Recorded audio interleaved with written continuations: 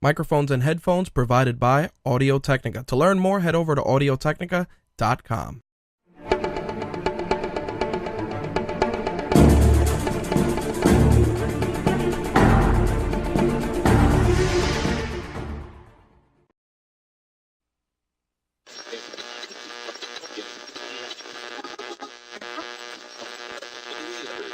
This coverage is live and uncensored, so if you have any small children present, you may want to have them leave the room.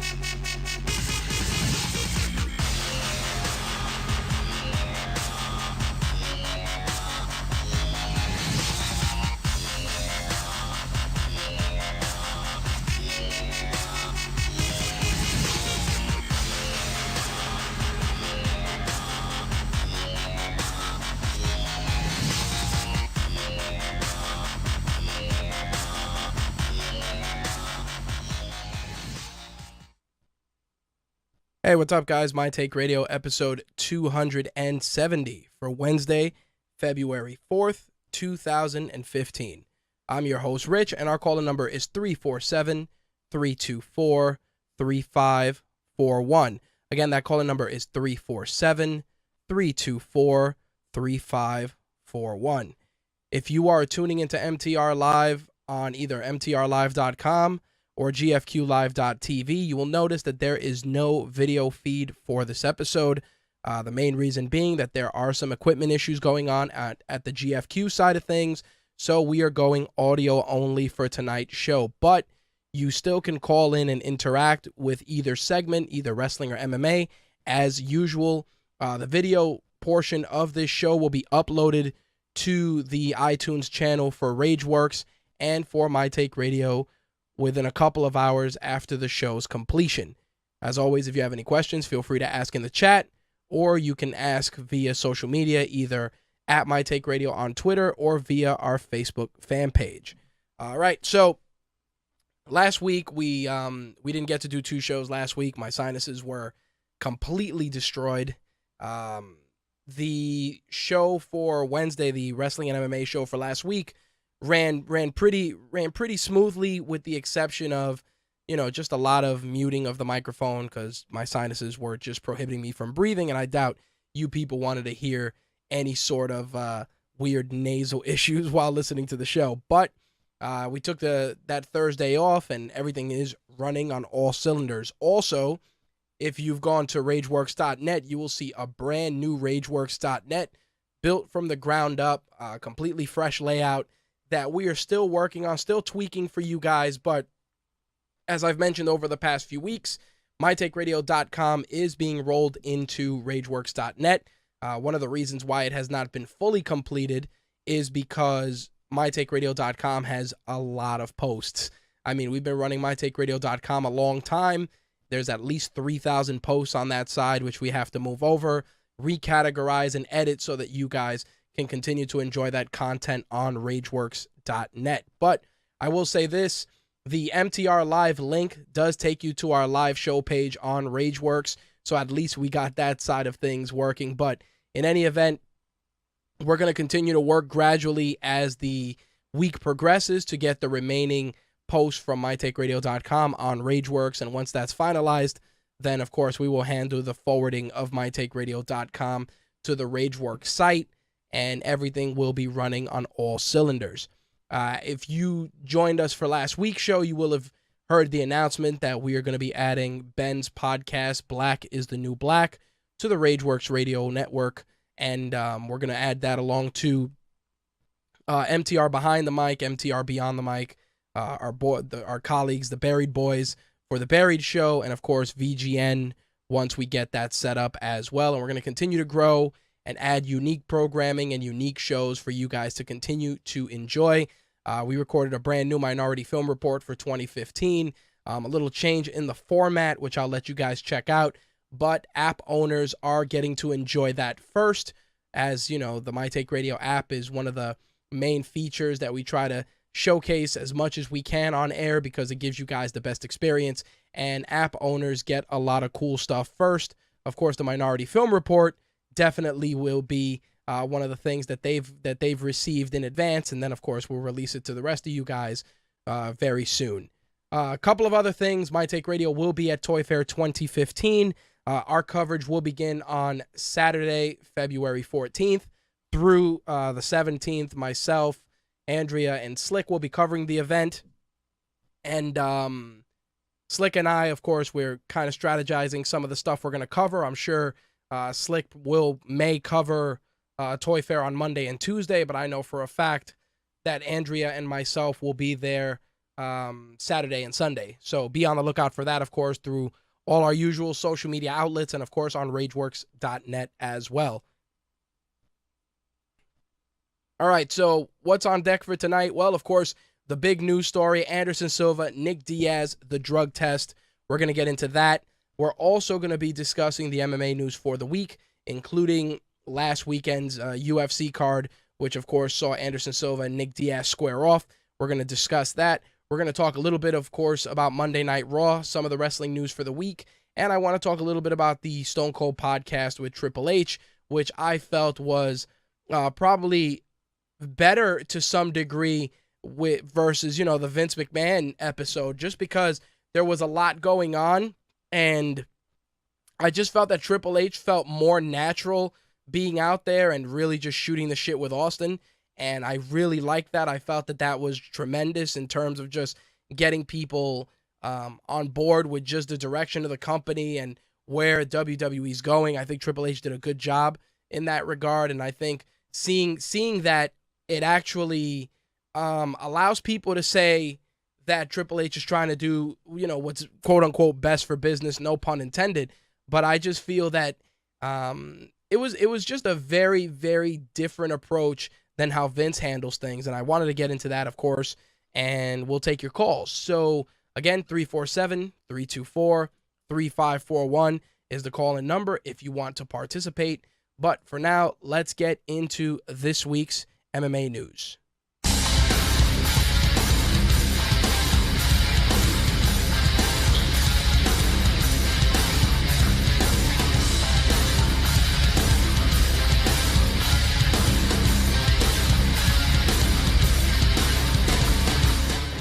All right, so we're going to talk about UFC 183 first.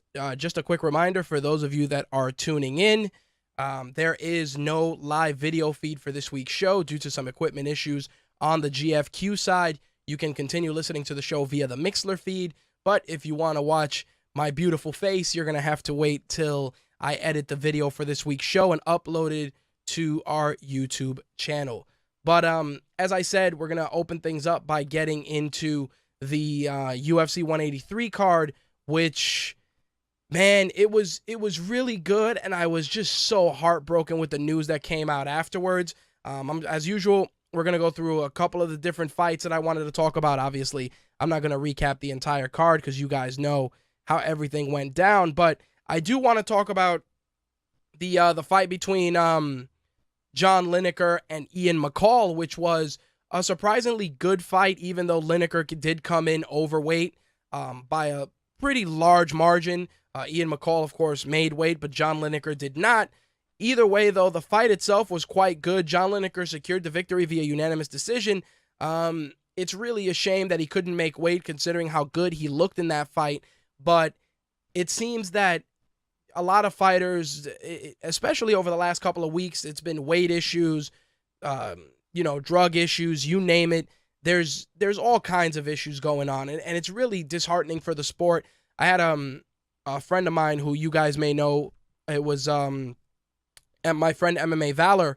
He mentioned to me that, he kind of feels that MMA is in a really weird place right now, and I have to agree with him. I mean, some of the fights are really good. My interest is there, but it's definitely not where it is. I really thought that the fight between Nick Diaz and Anderson Silva would kind of bring me back into the fold not in a more hardcore sense, but just in a sense where as a fan, you're having your needs met. And this card, it was good, but I'll be honest, when you look at this card on paper, you say to yourself, yeah, this is a good card, but is it, and this was something that Ben and I had discussed on air, is it a $60 card? Is it a $50 card?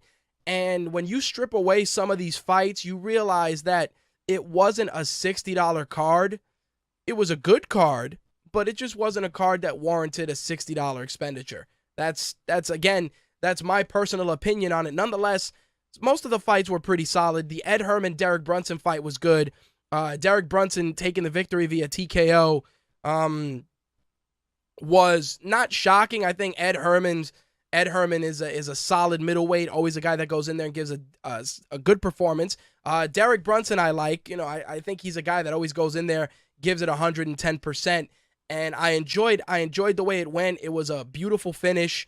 What ended up happening was Derek Brunson caught Ed Herman with the left, and when Herman staggered back, Derek Brunson jumped on it and really started taking it to him, and of course the ref had to jump in and save Ed Herman from any additional damage. 36 seconds in the first round isn't bad. Of course, it's a very nice, quick finish, but Ed Herman's a guy that I've been watching. I've watched him fight a long time, and I was just shocked that he got finished so quickly.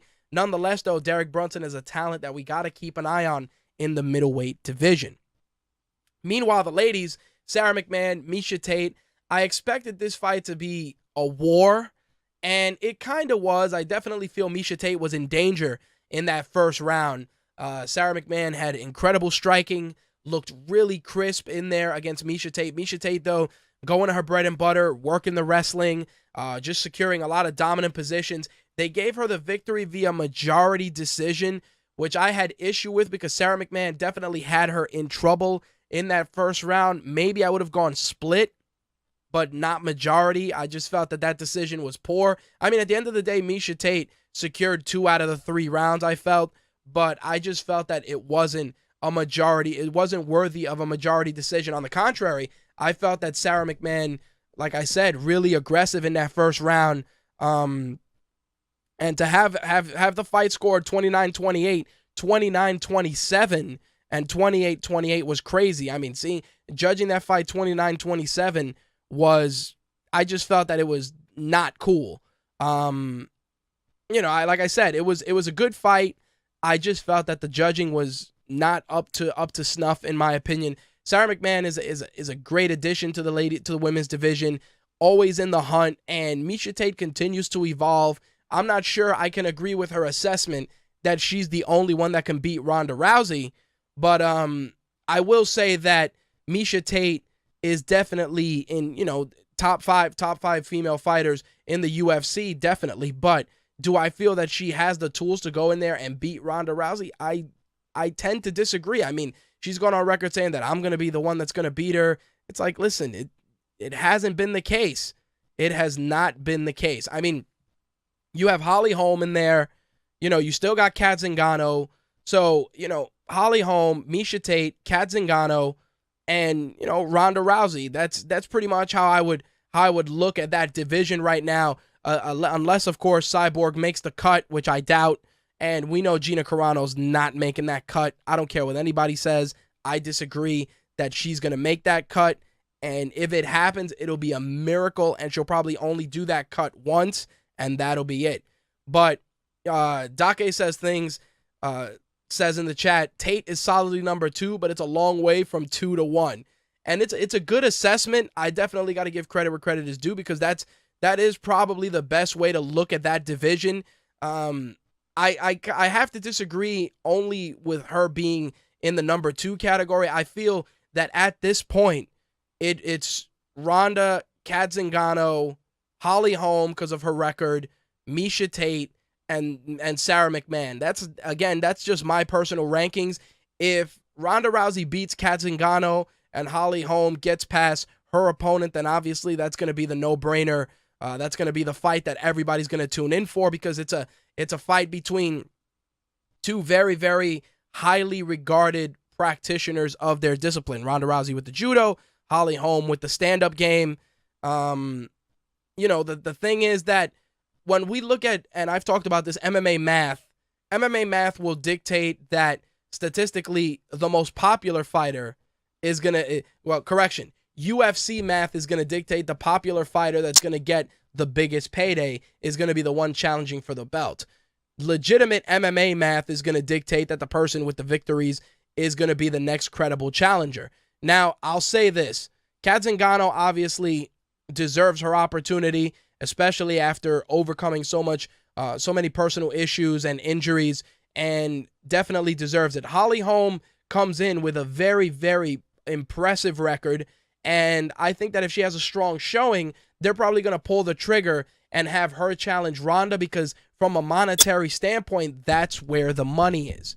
You can build that based on, undefeated fighters, incredible records, et cetera, et cetera. There's so much that you can build off of that it'd be foolish on the UFC's part not to maximize it. Of course, if the rumors of Cyborg making the cut are to be believed, then obviously that would be the next logical monetary fight. I just feel that when you look at the women's rankings, when I look at the women's rankings, I just feel that Ronda Rousey, being at the top of her division, she's survived and endured a lot of tough opponents, but I just feel that right now she's in a different league than everybody else. Now, again, Holly Holm, her striking is tremendous, and Ronda's been working on her striking, but I just do feel that from a monetary standpoint, that is the way to go. Again, it's all about popularity when it comes to the ladies, and it pains me to say it because ability is there, and it's definitely a who's who in that division. But at the end of the day, it becomes marketability versus record, and of course, moving the needle, quote unquote, on the pay-per-view side of things. That's how I see it, and that's pretty much how the UFC approaches the booking of its women's division. We'll see what the deal is in the coming weeks. Of course, Rousey and Zingano is getting pushed up, is getting pushed up into the main event slot. We're going to talk about that later on in the segment, but a couple of interesting fights got put together leading to that, and we'll discuss that as well. I do want to talk about Thiago Alves making his return to the UFC, taking on Jordan Mein, who is an incredibly talented fighter. Thiago Alves looked really good. The Dolce diet, again, paying off. The guy cut incredible weight, was in sick shape. Beautiful striking, just a great return for Thiago Alves. I've always been a fan of his. I like the way he fights. He's super aggressive, pushes the pace. It's really the way to go, and I'm very excited with the turnout. I was rooting for Thiago Alves because the guy is coming back from injury. I like Jordan Mein. The guy's a good fighter, but I just wanted Thiago to get the victory, which he did, because, again, you kind of just need to work off that rust and get back in there. And I think his addition to the welterweight division is going to keep things very, very interesting. But it's all good. I will say this, and a lot of people were talking about the Thales latest fight, him and Tim Bosch. Thales latest, his jiu-jitsu submission game is always good. I just feel that after those poor showings, he's really just not a non-factor, but people just look at him and go, oh, yeah, it's that guy. And I feel bad for him. I mean, he had a really beautiful technical arm triangle submission in the second round to close it out. He looked good. I mean, is he going to go and challenge for the belt anytime soon? I don't think so. But I will say that it was a slick submission, and it did earn him a bonus, which we'll discuss later on. So nice to see that.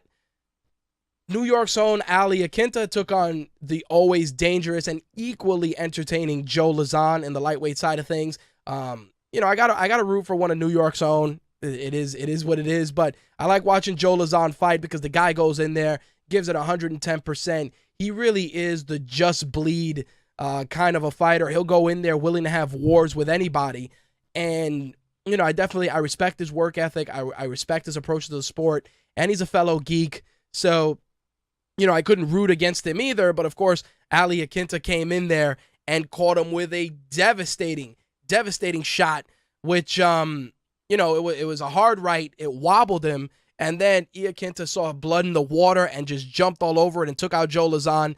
It was a surprising finish, considering that Joe Lazan is definitely one of the more durable fighters in the division. But props to Ali Iaquinta on his victory. Beautiful technique, great stand-up. And I'm looking forward to seeing what happens with Joe Lazan. I mean, this is a guy who's been consistently delivering fight of the night performances, and I'm sure this is just a bump in the road, and we'll see him in the cage sooner rather than later. Now, the other fight mired in controversy with regards to cutting weight was Kelvin Gastelum and Tyron Woodley. There was a 10-pound weight difference. And the crazy thing is, you know, myself, very own Lucha Lee, we've talked about this in the chat on numerous occasions about weight cutting and the science behind it.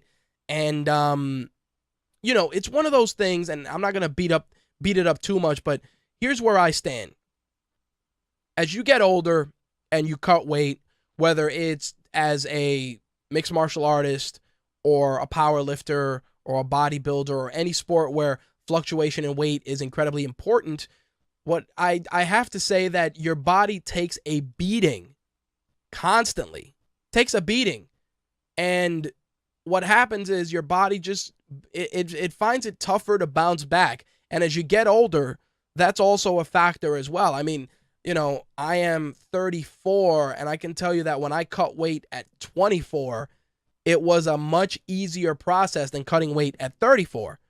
And, you know, it really just, it takes its toll on you. I mean, when I was younger and I did powerlifting in high school, I'd have to cut weight, and it was, you know, it was a very, very aggressive, especially, you know, high school powerlifting. It was very aggressive. You had to really stay on top of things, especially when you're in high school. And as you get older, there's a lot of temptation. There's a lot of stuff out there that really throws your weight off.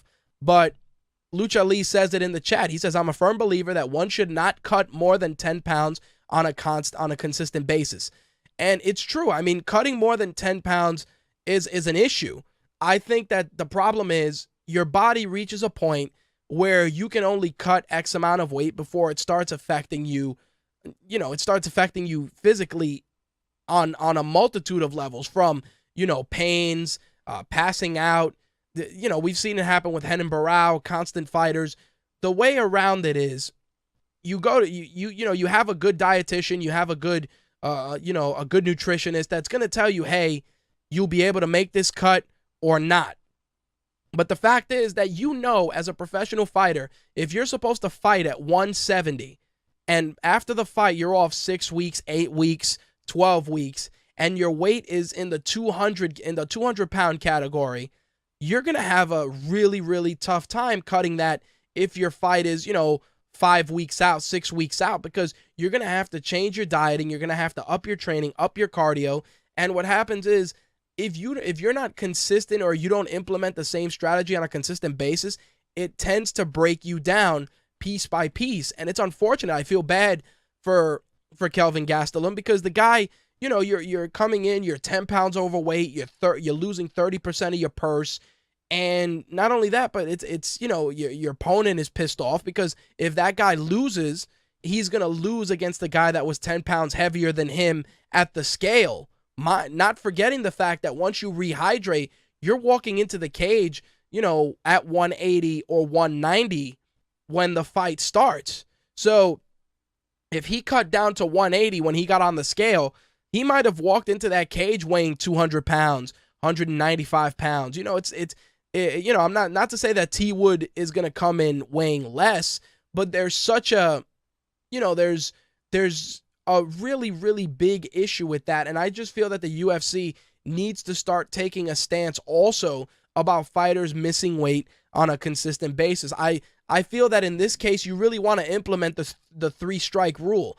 If you miss weight on 3 different occasions within, you know, a year's time, or a year and a half, going that route, if you're going a year and a half and you're not making weight, then you're going to have to go up a weight class. You're going to have to go up a weight class. It's not even up for negotiation. If you get fined, and your next fight, if they keep you, you go up a weight. You go up a weight class. Simple as that. If you're at 145, you're going to go up to 155. If you're at 155, 170, etc., etc. The only pass that I would give, and even that is a stretch, is the heavyweight division, because the max is 265, and most of these guys in the heavyweight division make 265 very, very easily. So, Dake says, he goes, not that I disagree, I just don't know how you could enforce it, to which Lucha Ali responds, it's a personal choice to be healthy long-term. You can't be doing that, but people don't think about that because they think of the immediate situation at hand. And it's true, that's exactly it. You're about to get this payday, you're cutting this weight, you know what the deal is, but sometimes the weight cuts just don't go according to plan. I mean, when I was younger and I had to cut weight, there were times where the weight wasn't coming off fast enough. And it didn't matter that I had the plastic bag suit and I was riding the Airdyne, or I was just riding a regular bike, or I was jogging or walking or on the treadmill. It didn't even matter. I could empty out buckets of water out of the plastic sauna suits when I was in high school. And the fact is that sometimes you retained water. Sometimes you retained a little more water than other times. And of course you can cheat and use diuretics. It's not like high school was testing like like major sports do nowadays. High school sports back in the 90s weren't really testing aggressively, but there were some things that people could notice that, would be a factor. I mean, yeah, diuretics were the name of the game, but sometimes you could just, take a natural diuretic and try to start cutting it out, lowering your salt intake, start drinking distilled water, etc., etc. There's right ways and wrong ways to cut weight, and you have to find the formula that works. And like I said, we've beat this to death, but I needed to bring it up because that was a huge weight issue. Huge. Dake says adds, Woodley badly broke his foot in the first round. Otherwise, it would have ended much quicker. This is true, but this just shows how much of a badass Tyron Woodley is for not only taking the fight with the guy being 10 pounds overweight, but breaking his foot and still finishing the fight. It's crazy. It's crazy that the fight went the way it did and all the circumstances that added to that situation. Lucha Ali adds, not just that, but a lot of fighters take it as an insult if their opponent don't make weight because they feel they didn't take this fight seriously. And it's true. And it's craziness that you're in a profession that requires you to be a certain weight at a certain time, and that's your career, that's your job. I mean, it's no different than professional athletes, celebrities. It's all about peak performance. It's about an expectation, and you're being paid to do that. I mean, it's no different than, let's use an example, Chris Hemsworth training for Thor. By the time they start shooting that film, he has to look a certain way, which means that 12 weeks out, 16 weeks out, 18 weeks out, the guy's sitting down with a dietitian, a trainer, a nutritionist, and breaking it down, what you got to eat, how much you got to eat, how many times you got to get to the gym, how much protein intake you got to have, how many carbohydrates. Oh, we need you to look lean in this shot. And again, that guy's being paid to look a certain way. Same rule applies to fighters. You're going in there. Your job is to come in on weight and do your job. Your job is to come in on the scale, weigh the right amount of weight, step into that cage, go out on your shield like a warrior, and call it a day. That's it. And sure, there could be issues made about payment and nutrition and supplementation and all this other stuff. But at the end of the day, when that cage door closes, it's you and your opponent. There's no team in there. There's no nutritionist in there. It's you by your damn self. So if you can't get the shit together and give the respect to the profession, then either you got to go up to another weight class, or maybe you just shouldn't be fighting anymore if you can't figure out where you need to be.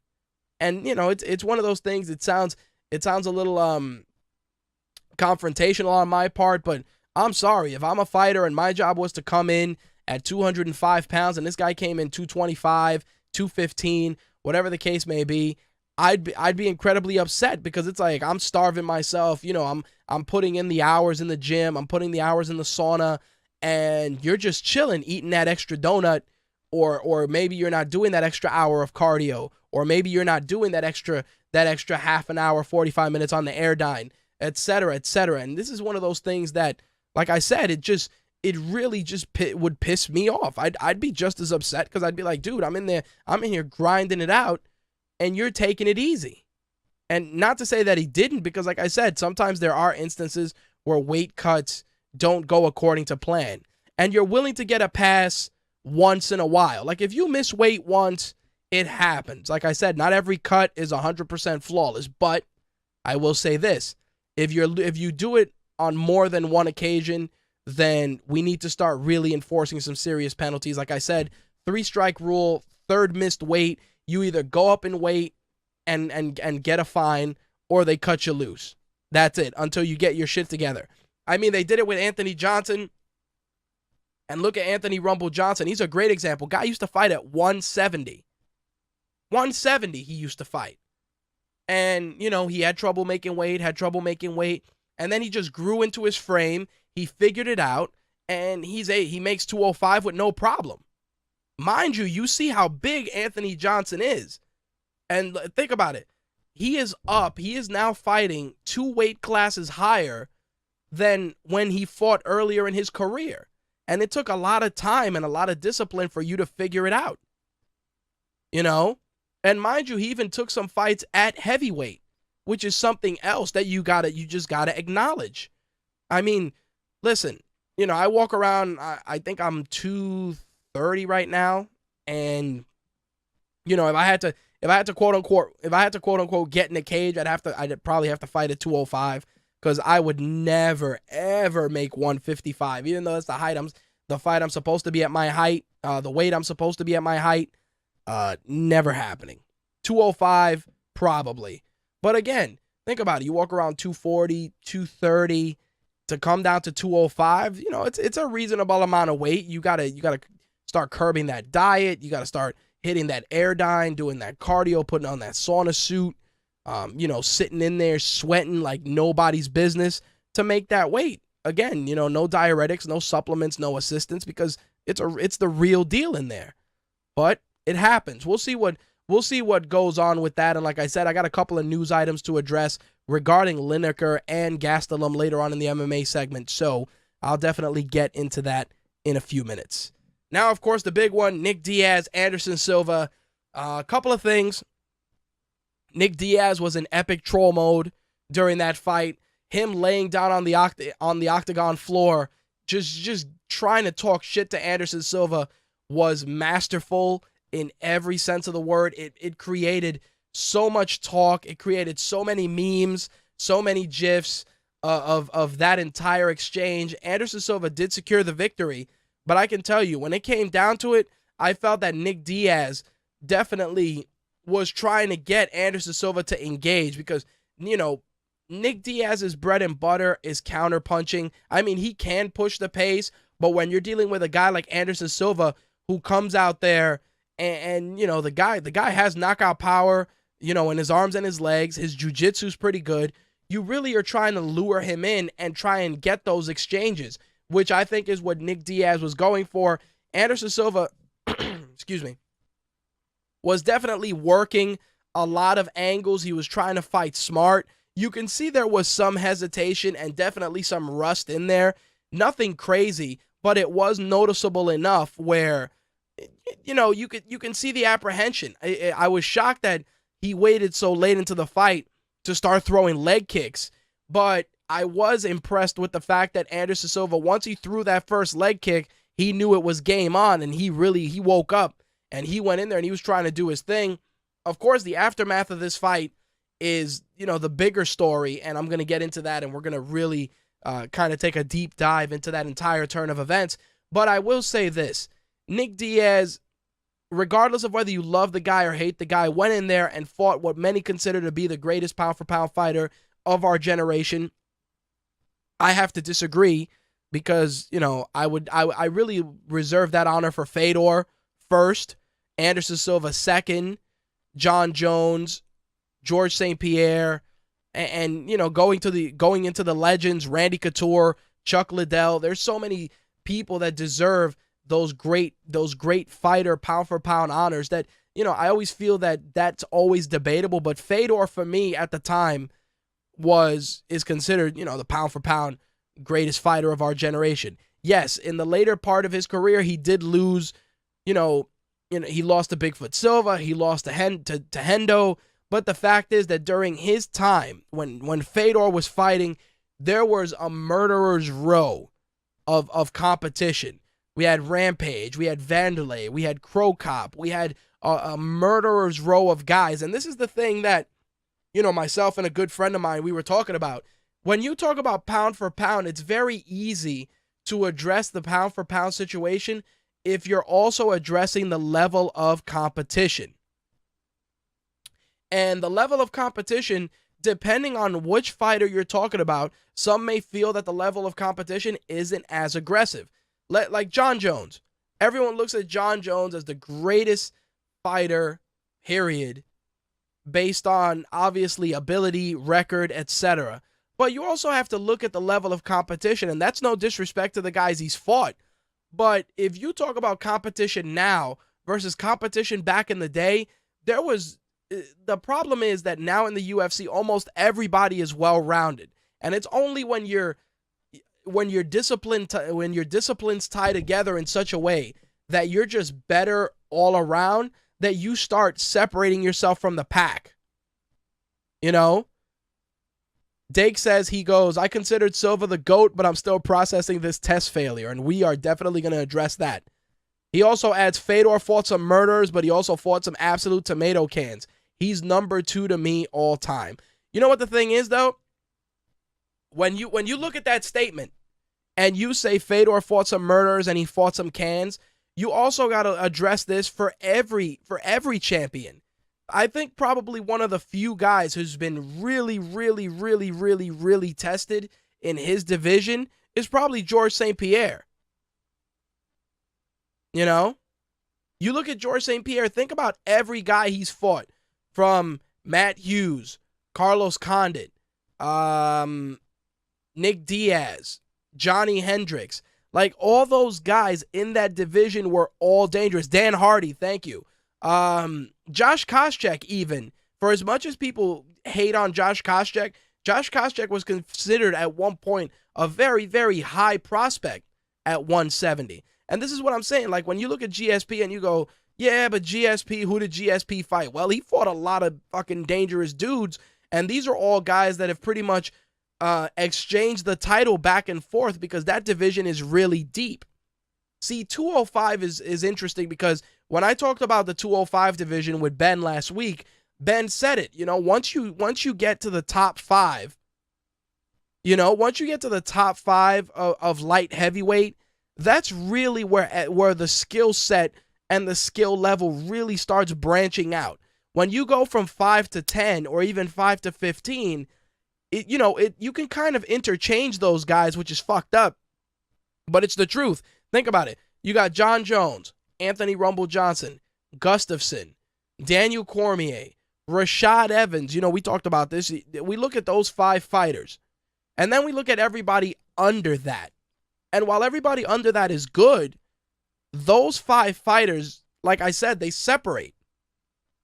You start seeing guys that are just really, really at another level. Like Anthony Johnson, challenging John Jones. Think about this.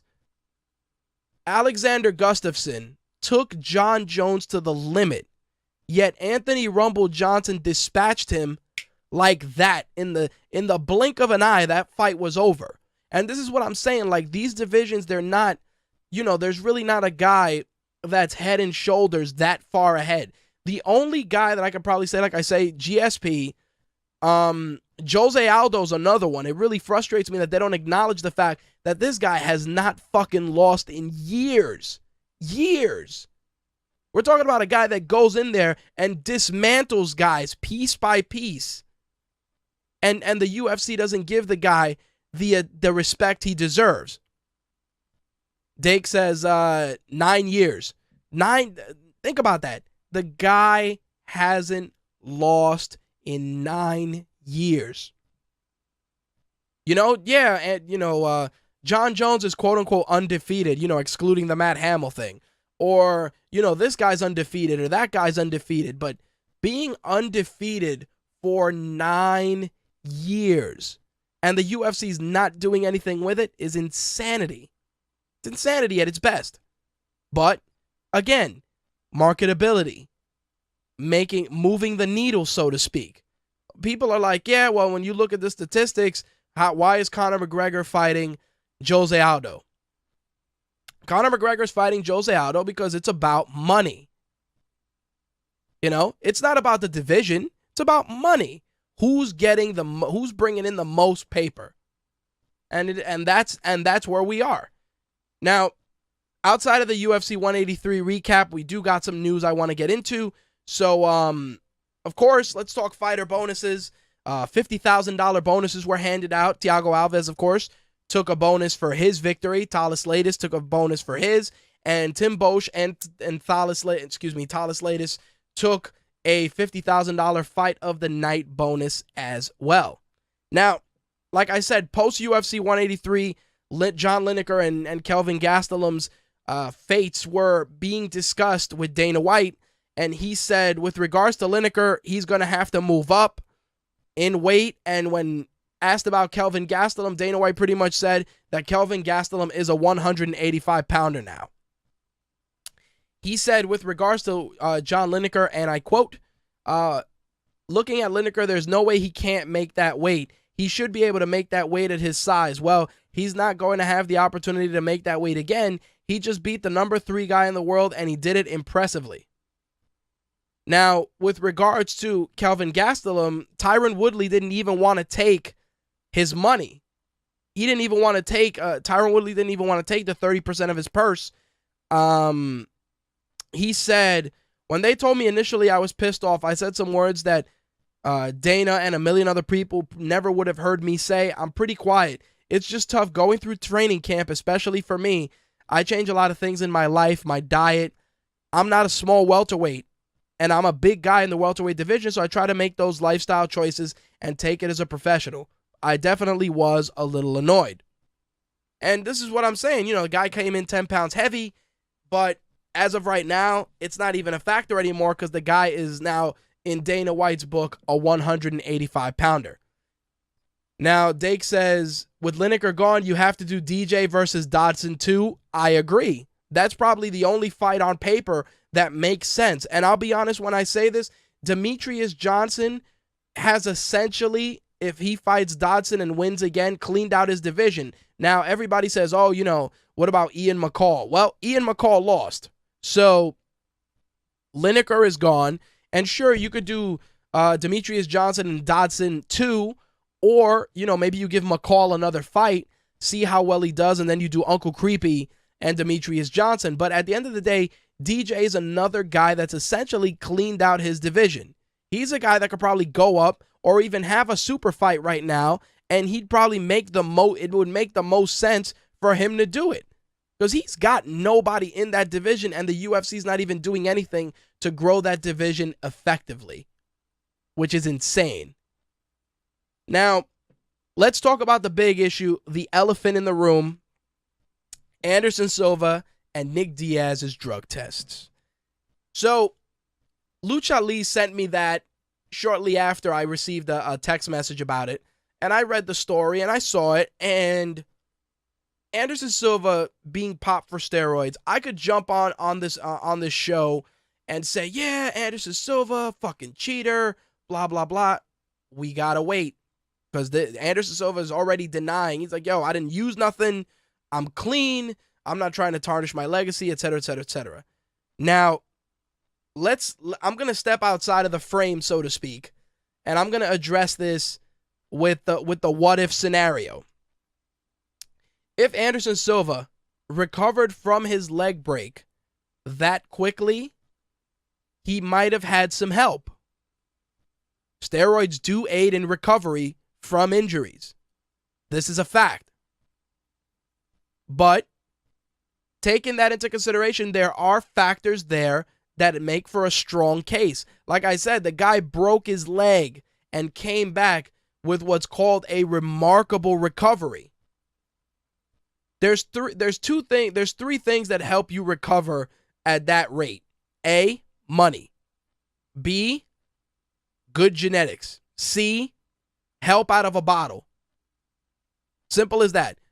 If you're a professional athlete and you got the best money in the world, you're going to recover faster than most guys because you're going to go to the best doctors, the best trainers, the best rehab facilities, and you're going to be back at 110% sooner rather than later. And yes, a case can be made that the UFC did invest that money to ensure Anderson Silva came back. But, and this is a big but, if somebody wanted to give him an edge to recover faster, and they said, hey, you know, we're going to give you this, maybe he knew what it was, maybe he didn't.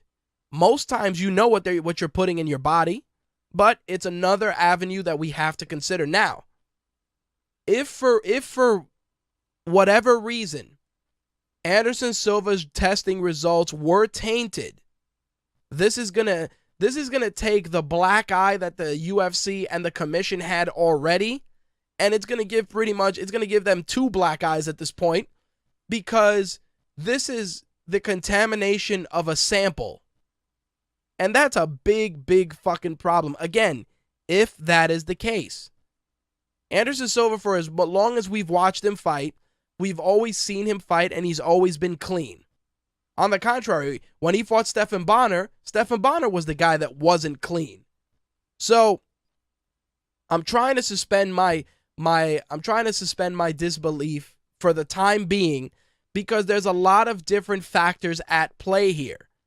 And if he has medical proof that his drug test was clean before it got sent to the lab, that's a big problem. On top of the fact that by releasing it and acknowledging it as such, you've created the doubt, the specter of doubt in the eyes of the fans, because they're looking at this guy like, yo, this guy's the greatest fighter of all time. Really? He juiced? And, you know, this isn't me getting on a pedestal talking about the rights and wrongs of steroids and supplementation. I'm not talking about that at all. I'm talking about the fact that if this is a guy that was clean, says he was clean, and the test results were altered or contaminated, that's a big problem. Now, of course, if that's not the case, and he did piss hot, then maybe we got to dig a little deeper and find out if it was an intentional to aid in recovery, and if so, who authorized that, or if it was unintentional and it was quote-unquote accidental. Again, these are all things we got to look at. I'm trying to let the entire chain of events play out. Like I said, Anderson Silva was tested out of competition, so to speak, and you know, he tested positive for the metabolites on January 9th. That's what they're saying. In Nick Diaz's case, obviously he got popped for weed, and we shouldn't even worry about it. But like Lucha Lee just said, we don't want another Kung Lee on our hands, and it's true, because even if Kung Lee was guilty, the fact was that the testing practices of the UFC were called into question. And with a fighter as high profile as Anderson Silva, if this is a repeat offense, a repeat situation of that, that's a big fucking problem. Very big. Now, in Nick Diaz's case, he's failed tests in 2007 and 2013, both times in Nevada. After Nick Diaz's test in 2013, the Nevada State Athletic Commission raised the threshold for a positive test to 150 from the original limit. Now, we don't know how high Nick Diaz's levels were because they haven't been released yet. But I gotta say this. We all know the guy smokes trees. We know it. We know the guy smokes the occasional blunt. This really is not something that is a surprise to me. But what is surprising is the commission's continued insistence of going after, you know, marijuana use on such an aggressive scale. Because think about it. Cocaine is not a banned substance. That's all I gotta say. Cocaine is not a banned substance. But weed is. But cocaine, not so much. Anyway, Cesar Gracie was interviewed by TMZ, and he said that Anderson Silva's win over Diaz should be overturned because like I said, due to the out of competition drug test that showed the anabolic steroids in his system, it was funny because Cesar Gracie, he's a pretty on the ball guy, and for him to speak to TMZ the way he did, he said, in my opinion, it needs to be overturned because you got a guy on performance enhancing drugs. I get it. Silva's getting up there in age, but if you need steroids to fight, you shouldn't be fighting. When asked about Nick Diaz's failed test, he said, Diaz passed a drug test before the fight and added, anyone with half a brain would know weed is not a performance-enhancing drug. This is true. They make them take a test before they even license him to fight in Nevada. Now, see, that's an interesting situation because he got tested before he was licensed. He was clean, yet the test after the fight was the test that had marijuana metabolites. And this is what I'm saying. It's so fucking weird.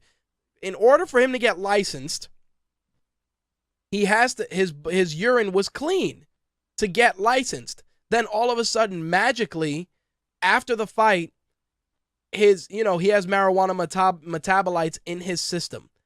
And I'm gonna put this out there, and exactly.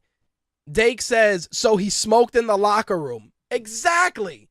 Like, what did he do? Did he eat a pot brownie before he went out there? Get the fuck out of here. This is the kind of shit that really just makes me question the Nevada State Athletic Commission.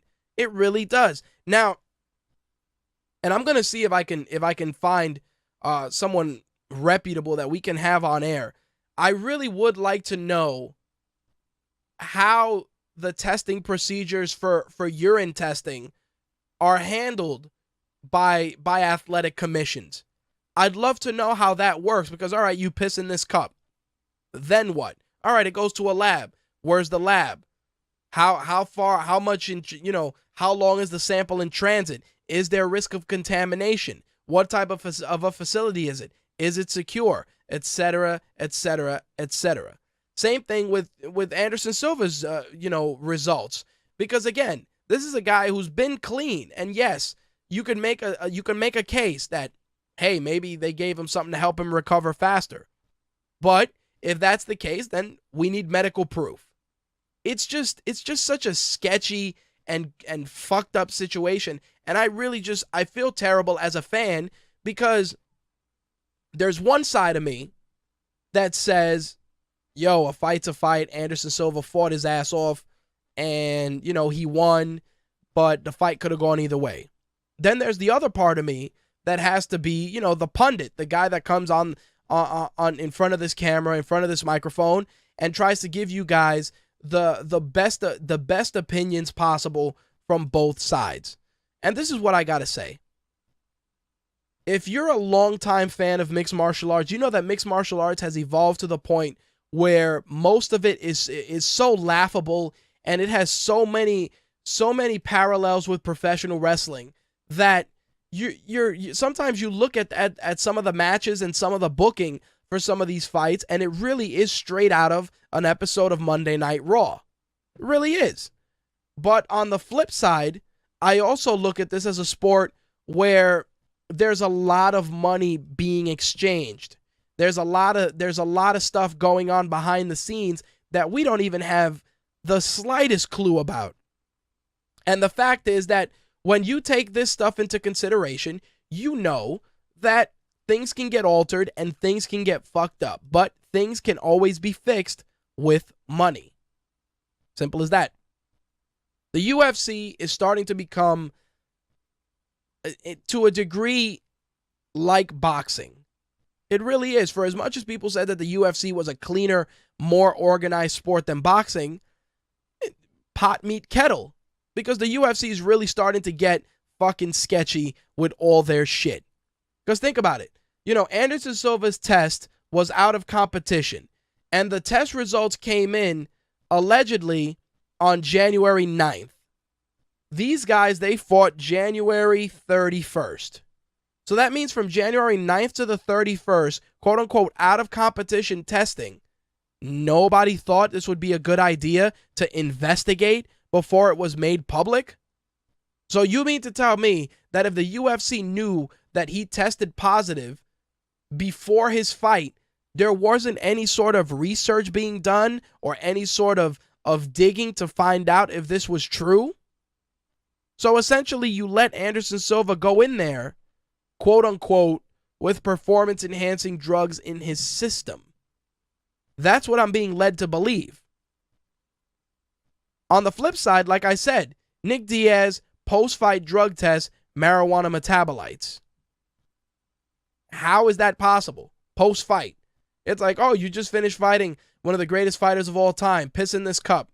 All right, homie, no problem. Go, check it out. Oh, look, this guy, like, again, like Dake said, so he smoked weed in the locker room. Holy shit, it is a circus and a half. You know? Oh, he added a better one, definitely. For one of our newer participants in the chat, guys definitely on the ball tonight, he puts, so Nick Diaz survived 5 rounds with the arguable greatest of all time while high. That's what you're saying.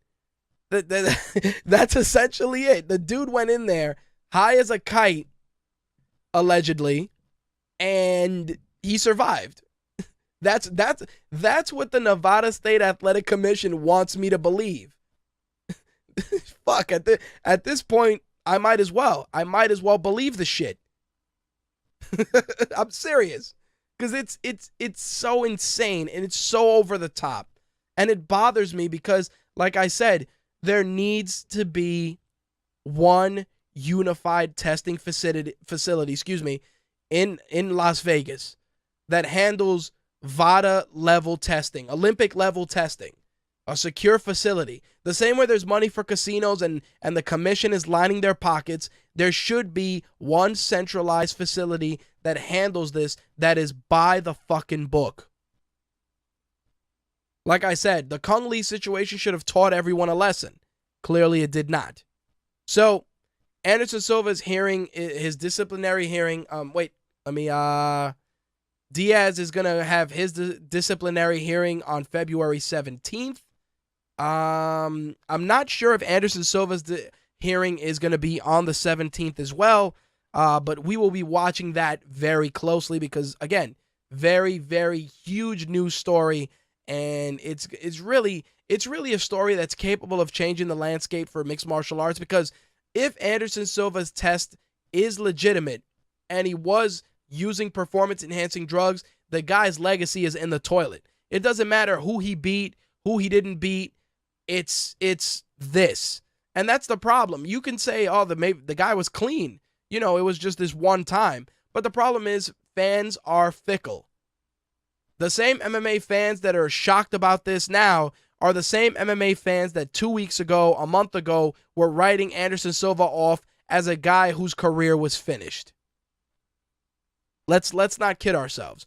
Me as an opinionated pundit, not a journalist, not any sort of an authority in anything, have to say that let's wait for everything to play out before we pass judgment. Anderson Silva, regardless of it, remains one of the greatest fighters of all time. Period. Yes, performance-enhancing drugs do quote-unquote enhance performance, but it's going to take a mediocre guy and make him good, and it might take a great fighter and make him great, but in Anderson Silva's case, the guy's been a great fighter for as long as I've watched him fight. Simple as that. Let's wait till all the cards are on the table before we have a rush to judgment. Simple as that. I'm not going to pass judgment on Nick Diaz because Nick Diaz smokes weed. We all know it. It's not a shock. It is what it is. All right, so Bellator is back on Spike TV next week with a very, very solid card. Melvin Manoff, one of my favorite fighters, is taking on Alexander Shlemenko. On the featherweight side of things, Pat Curran is taking on Daniel Weichel. The women's featherweight feature fight is going to have Julia Budd taking on Talita Nogueira. And on the other welterweight sides, on the other welterweight feature fight side, it's going to be Chris Honeycutt taking on Clayton McFarland. The prelims are going to be on Spike.com at 8 p.m. The main card will be on Spike TV at 9 o'clock. Write it down on your calendars. February 13th from the Save Mart Center in Fresno, California. Now, the other thing I wanted to discuss, of course, with the UFC all over the place and trying to get people to get Fight Pass and all this other shit, they recently announced that they are increasing the prices of pay-per-views. So, instead of the usual, the pay-per-views will be increasing $5. So, they're going to be $49.99 in standard definition and $59.99 in HD. Again, this $5 increase, not a shocker at this point, but at the rate we're going with regards to the UFC and their constant array of fight cards, you're gonna pick and choose how you spend those $60 because there's a lot of good free TV MMA, and as of late, like I said, a lot of cards just don't warrant they don't warrant that $60 investment. So you guys are, have been informed, hey, we're raising the prices $5, but unless you have a card that's on par with UFC 100 or remotely close to that, you're not gonna get $60 out of me. I'm either gonna, either watch the fight at a Dave and Buster's or at a Buffalo Wild Wings, or I'm gonna go to my local UFC gym and I'm gonna watch the fight there. That's how I watched Jones and Cormier. I went right to the UFC gym. They got a big, 100+ inch television in there, and they have multiple screens. And I ended up watching the fight. After the fight was over, I went home, and that was it. All it cost me was a couple of bucks to drive up there, essentially, and then I went home. That's what's happening. You want people to invest $60 on a card, and out of 12 fights, maybe there's 3 you really want to see. It's crazy, but this is why, for as much as people talk shit about the WWE Network, I pay that $10 with a smile on my face. Because there's more value there. And of course, you can say, oh yeah, well, Rich, why, you could get UFC Fight Pass. Yeah, sure you could. But you're not going to get every pay-per-view. You're going to get a couple, but you're not going to get them all. Simple as that. You're not getting all of them. You're getting a couple of Fight Passes. You're getting a couple of international fight cards. And maybe the occasional special Ultimate Fighter. But you're not getting hardcore pay-per-view fights. You're getting, fights that they couldn't put on Fox for whatever reason. That's what you're getting. Not the same type of value. I'll give Vince McMahon the $10 because I've already made my money back with Survivor Series, the Royal Rumble, WrestleMania, last year's WrestleMania. The investment is already paid off. With the UFC Fight Pass, it's not the same. Not even remotely the same. All right, so as I mentioned earlier on in the segment, UFC 180 during UFC 183's weigh-ins, it was announced that Chris Weidman was injured and is off the card and out of the main event against Vitor Belfort. Now, what this means is that Kat Zingano and Ronda Rousey are being bumped up to main event the card.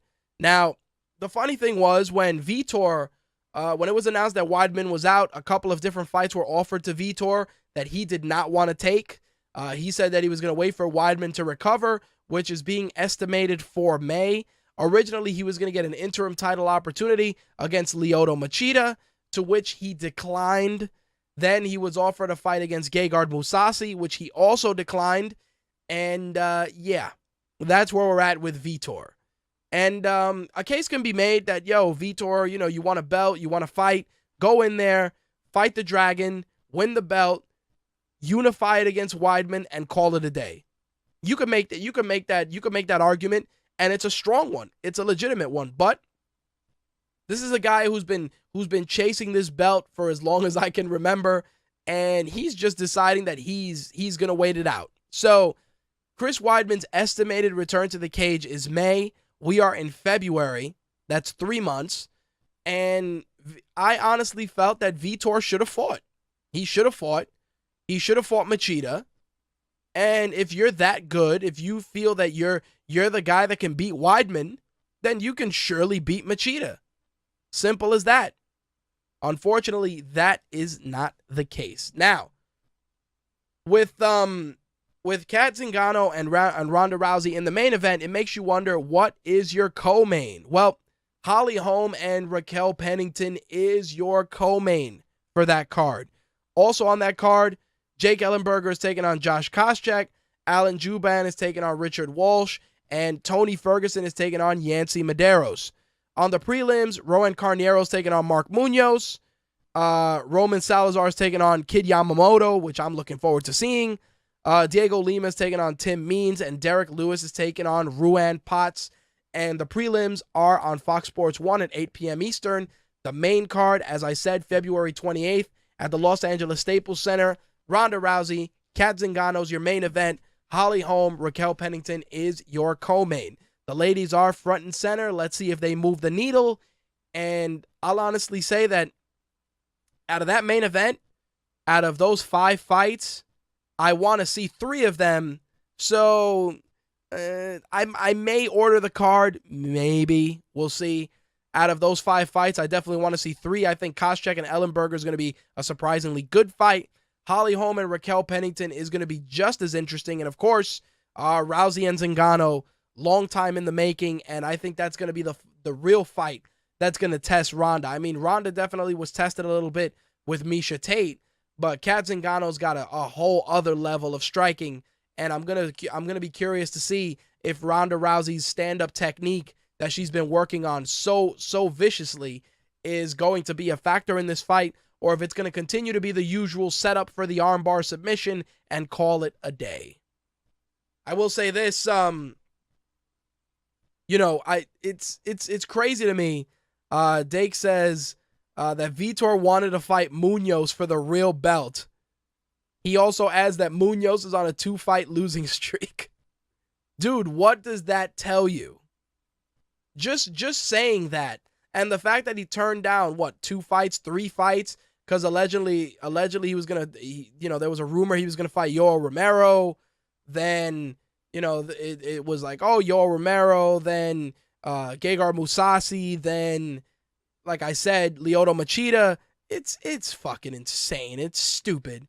The problem is, and nobody wants to say it, this is Vitor's last chance at a belt, and he's going to try every way possible to get that opportunity, and if he wins it, he'll probably win it, defend it maybe once, lose it, and maybe retire. I hate to say it, but it's true. And the funny thing is, Vitor's talking all this shit about Weidman being injured, and it's like, dude, you couldn't challenge for the belt the first time because they got rid of TRT. So I don't know why you're over here talking shit about Weidman being injured when the first time you were supposed to fight, they were getting rid of TRT and you had to level off. Give me a fucking break. Have you guys seen pictures of Vitor lately? The guy looks like a coat hanger. It's not the same dude. It's all bullshit. Really is. I like Vitor. I grew up watching the guy fight. He's a talented guy, but don't fucking bullshit us, man. Come on. You look like a normal dude now. No more TRT. Now you got to go in there and really test yourself. If you feel you're this old lion that's, fighting against all the young lions, then you would go out there and do what you got to do. You'd put on them gloves, you'd fight for the interim belt, and you'd handle your business. Simple as that. Are you scared that Machida may whoop your ass? He might. But you know what? At least you took the fight and you showed that you could get it done. And of course, a lot of people are like, yeah, but he's trying to secure his title opportunity, etc., etc. Dude, if you're ready to fight and you want to save that card, then you should strap in them gloves and handle your business. And then, let the chips fall where they may. I'm sure the UFC will remember if you stepped up, they'll save a title opportunity for you. And that's the thing that gets me. The guy went in there, and like Dana White and the UFC always say, you help us, we help you. You mean to tell me that if he wouldn't have taken that fight, he wouldn't, they wouldn't fight, and he lost, they wouldn't allow him or find a way to give him another opportunity to put him back in the title picture? It's ridiculous.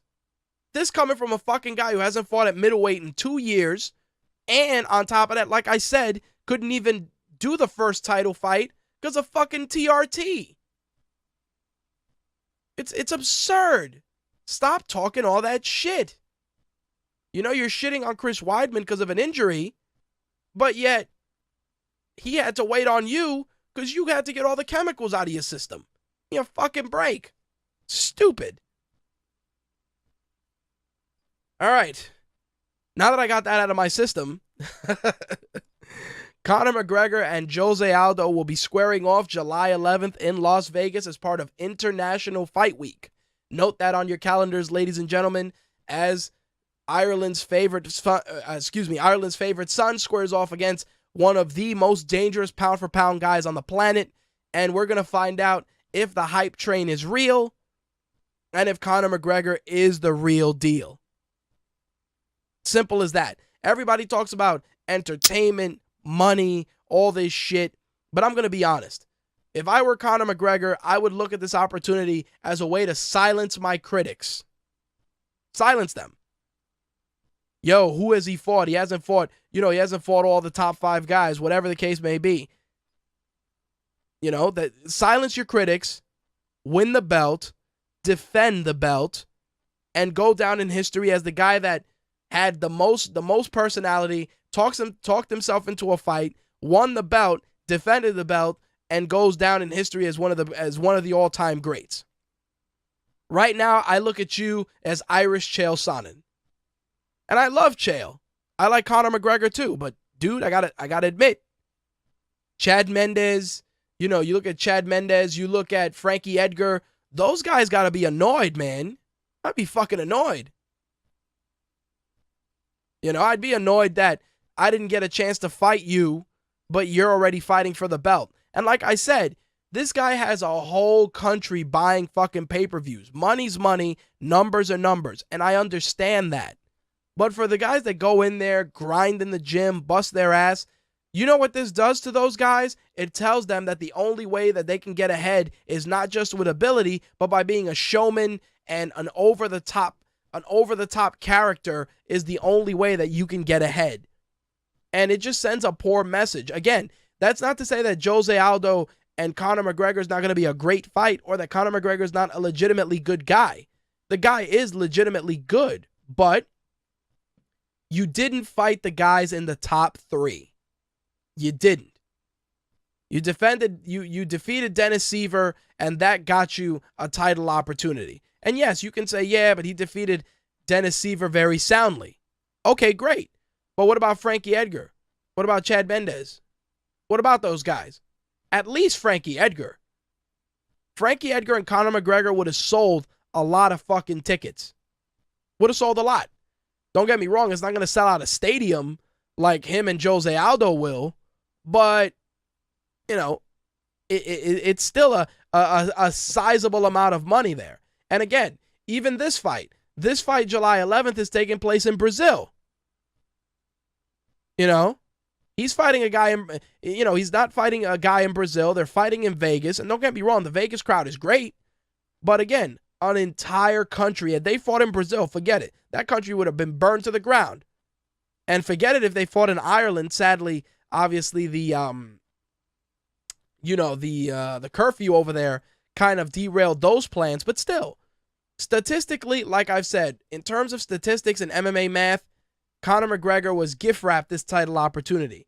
In terms of UFC dollar sign math, this is the fight that people want to see. And I do want to see it. I mean, don't get me wrong. It's a fight that I will see, that I will be right there sitting there to watch, glued to my seat. Because that fight is going to be a testament to how great Jose Aldo is, or if Conor McGregor just wrote a check that his ass can't cash. That's it. We're going to find out. We're going to find out who's the real deal here. Because I'll tell you this much. If Conor McGregor beats Jose Aldo soundly and in convincing fashion, he's going to silence a lot of fucking people, but he's also going to paint a big target on his chest. And that, my friends, is going to make for some really, really good fights. So we'll see what happens. July 11th is still a bit off, but mark it down on your calendars, Jose Aldo and Conor McGregor.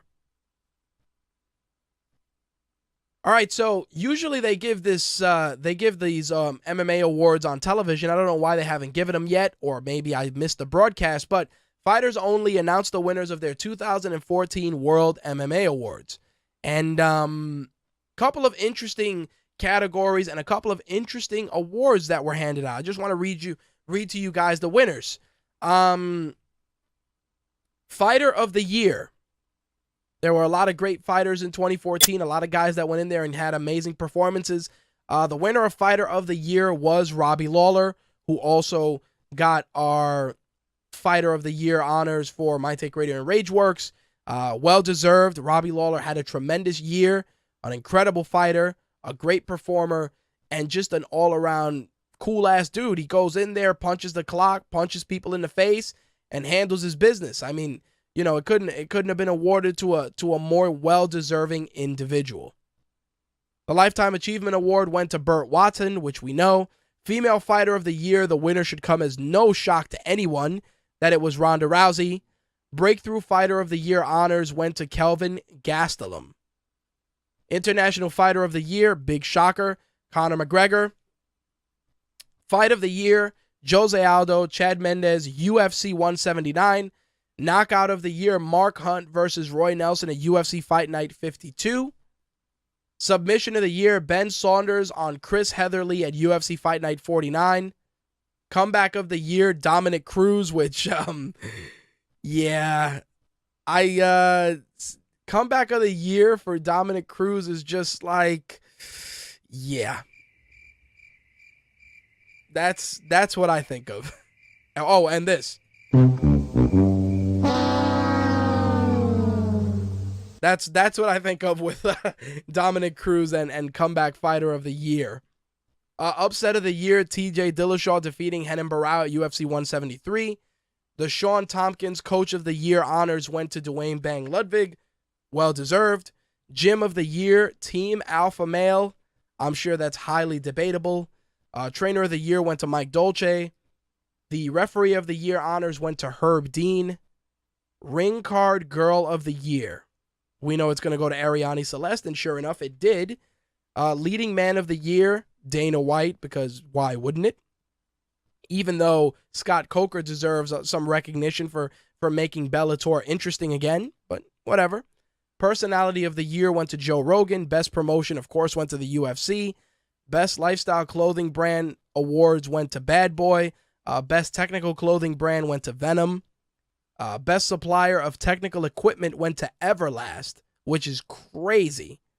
Media Source of the Year, MMA Junkie. And Journalist of the Year, which, not a shocker, Ariel Helwani. So there you have it, guys. Fighters Only 2014 World MMA Award recipients. Again, some of those awards are highly questionable, but what can you do? It's all about quote unquote fan voting and fairness, but you know, Ring Card Girl of the Year, really Ariane Celeste. I mean, you know, you could have said Brittany Palmer, you know, a bunch of other talented ring card ladies from other organizations, but you know you're going to give it to Ariane. Same thing with Dana White getting the award as usual. Personality of the Year going to Joe Rogan. While I understand that, I probably would have given it to Chael. I think Chael was a more intriguing personality this year, you know, in 2014 versus Joe Rogan. Joe Rogan's Joe Rogan. Like that's not even a shock to me, you know, like Joe Rogan has his podcast, does his hunting, works with On It, does a lot of cool shit. But again, personality of the year, not so much. Anyway, switching gears, I actually want to talk about this because this is pretty fucking crazy. Benson Henderson is stepping in for the UFC on Fox card, which is UFC Fight Night 60, and is moving up to welterweight for this fight. He's replacing Stephen Thompson, who was injured, and that card is taking place February 14th. Really crazy that Benson Henderson is fighting at 170. How insane is that? 170 he's fighting at instead of the usual 155, taking on Brandon Thatch. Max Holloway is facing Cole Miller. Keiichi Kunimoto, is taking on Neil Magny. Daniel Kelly is taking on Patrick Walsh. Mitchell Parzaris is taking on Kevin Lee. and Ray Borg is taking on Chris Calades. Again, UFC on Fox Sports 1 reported this in the UFC 183 post show. Benson Henderson is going up to 170. Very, very interesting addition to the 170-pound division. Ben Henderson is incredibly talented, incredibly versatile, and we'll see if he comes in there at 170 and continues to have that same explosive technique that he's had for quite some time, or if he's going to get more knockout power. It's going to be very interesting to see, that's for sure. I see that Tumbling with Tumbleweed and VGN's Don Anderson is in the chat. Big shout out to him. Make sure to check out Tumbling with Tumbleweed on Tuesday nights at 11 p.m. on Blog Talk Radio. Don Anderson is a longtime friend, guy who him, Kevin Beard, those guys, I pretty much consider them family. So definitely check him out. Donnie always kills it on Blog Talk Radio. He's made probably better use of the service than I have most times, but Donnie does kill it, so make sure to show your support. I'll make sure to include a link for you guys to check out Tumbling with Tumbleweed in the show notes. Now, as a wrestling fan and an MMA fan, we've been talking about Brock Lesnar's future post-WrestleMania, and it's pretty much a given that Brock Lesnar would return to the UFC, but a very interesting statement from Dana White that he made to the Fight Network has kind of made things look a little clearer with regards to Brock Lesnar. And the reason I say this is because Dana White stated that Brock Lesnar has no fights left on his Zuffa contract, meaning that when he completes his tenure at WWE, either he can continue and re-sign with the WWE, or he can sign with Bellator, World Series of Fighting, or the UFC. This is very interesting because obviously we all know that Brock Lesnar is probably making the jump back to mixed martial arts. But the thing that gets me is that if he goes to Bellator, the Viacom is going to pay him a monstrous amount of money. But the wealth of competition in Bellator leaves a bit to be desired. Now, if Brock Lesnar goes back to the UFC, it makes things very interesting on the heavyweight side of things because there's a couple of interesting fights. I talked about him fighting Roy Nelson. Brendan Schaub has been a guy that's been throwing his name out there, trying to get a fight with Brock. You could talk Stipe Miocic. You can talk Stefan Struve. You can get another rematch with Overeem. You can get a fight with Frank Mir. So there's a lot of intriguing matchups for Brock Lesnar. Is he a guy that's going to get back in the heavyweight title picture? I'm not too sure that is the case unless, of course, Brock Lesnar applies himself and goes and does a real fight camp, with the Black Zillions or Jackson's MMA, Jackson Winklejohn, or any of these other elite MMA gyms and doesn't just decide that he's going to train with his own gym. And we'll see what happens. Like I said, WrestleMania's roughly a month out. We got WWE Fastlane next, WrestleMania after, and Brock, I believe, still has another date for the Raw after WrestleMania, so we'll see what happens. I think, like I said, it's very interesting that Brock Lesnar's brand new character skin is available in the brand new UFC game available on PS4 and Xbox One, but that's something that just jumped out at us not too long ago, and we mentioned it on air, but I'm curious to see where he goes. Like I said, he has no fights on his Zuffa contract, so Brock Lesnar will essentially be a free agent. Of course, once I find out more, I will let you guys know immediately. Excuse me. So, Ben and I were very excited about Rafael Assunção facing off against Uriah Faber, UFC Fight Night 62. Well, in the words of Wade Barrett, I'm afraid I've got some bad news as the injury bug strikes and Rafael Assunção is injured and is unavailable to compete against Uriah Faber at UFC Fight Night 62. Right now, there's still an opponent being looked at. They're still looking for an opponent for him, but definitely puts a big dent on that card, especially because that is the main event. It was announced, though, that Iaquinta will be facing Jorge Masvidal at UFC Fight Night 63, which definitely is a step up in competition. As for Uriah Faber, hopefully we'll have a new opponent, news on a new opponent for him for next week's show. Also on that card, Gilbert Burns taking on Josh Thompson. Ben Saunders and Eric Silva are fighting, which is going to be a very, very good fight. Shayna Baszler also on that card taking on Amanda Nunes. Now, I want to close things out by letting you guys know that if you're not into the ground game of mixed martial arts and you want to check out an alternative, I recommend you check out the Glory Kickboxing series. Those guys really do a tremendous job, them and Legacy Kickboxing on Access TV. But Glory actually has a card this Friday on Spike TV. Rico Verhoeven is going to be defending his title against Errol Zimmerman. These guys are bitter rivals, and it's going to be an amazing fight. If you're not a fan of the ground game and you're more a fan of the stand-up, definitely give Glory a shot if you have Spike TV. That will be this Friday, February 6th, and you'll be able to watch that. I believe it starts at 9 o'clock, and once we get some news on it, or maybe we can share some additional information, we will post it on rageworks.net. I see Dake says they should do Edgar versus Faber at 140 or 145. Both kind of out of contention. Lucha Lee says, Faber says he likes 135. I don't see him moving anytime soon. To which Dake says, one-time deal? Hell, I'd like to see Frankie Edgar and Uriah Faber. Fuck, I'd watch that shit. That would be an awesome fight. Even if it's just to save this card, man, I'd watch that for sure.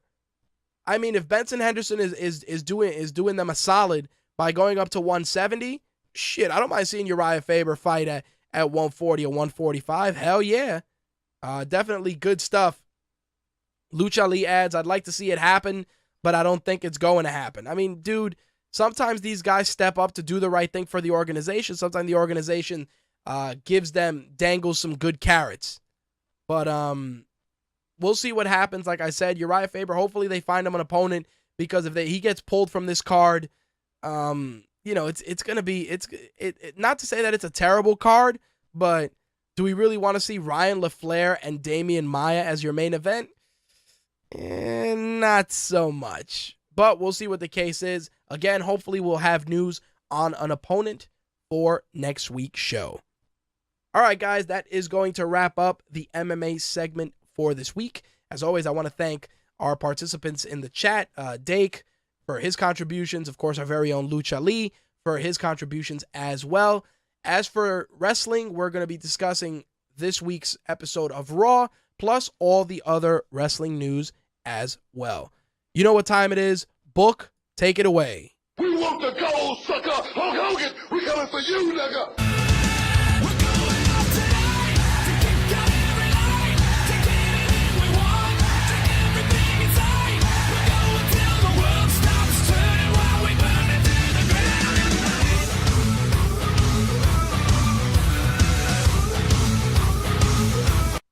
My Take Radio's wrestling segment is brought to you by WWE Shop.com. Use our promo code WWESAVE10 to save $10 on orders over $70 or more. Again, that promo code is WWESAVE10 to save $10 courtesy of us for WWE Shop.com.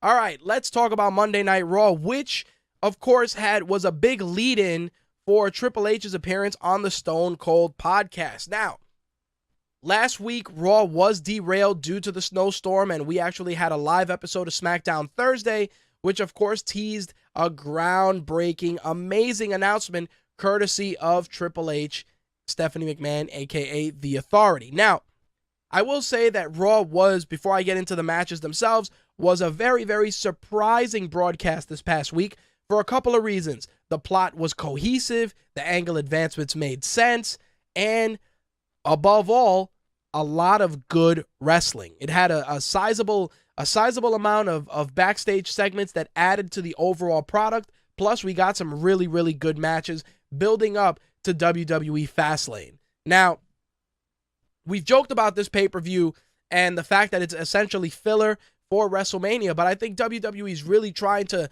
push it to the next level, number one, because they made the network free for the month of February. Number 2, because they know that they got to get people invested in this brand new pay-per-view. Of course, we got John Cena and Rusev on that card, and the other matches that were put together courtesy of Raw was Daniel Bryan and Seth Rollins. The winner would fight Roman Reigns at Fastlane, and if Roman Reigns won, he would go on to face Brock Lesnar, but if he lost, the winner, either Seth Rollins or Daniel Bryan, would go on to WrestleMania to wrestle Brock Lesnar for the WWE World Heavyweight title. Of course, the biggest issue was the elephant in the room that Roman Reigns had assistance from The Rock to secure his Royal Rumble victory. Now, I think the Authority was really trying to make it, kind of put Roman Reigns, back him into a corner. I mean, don't get me wrong. Paul Heyman did an amazing job selling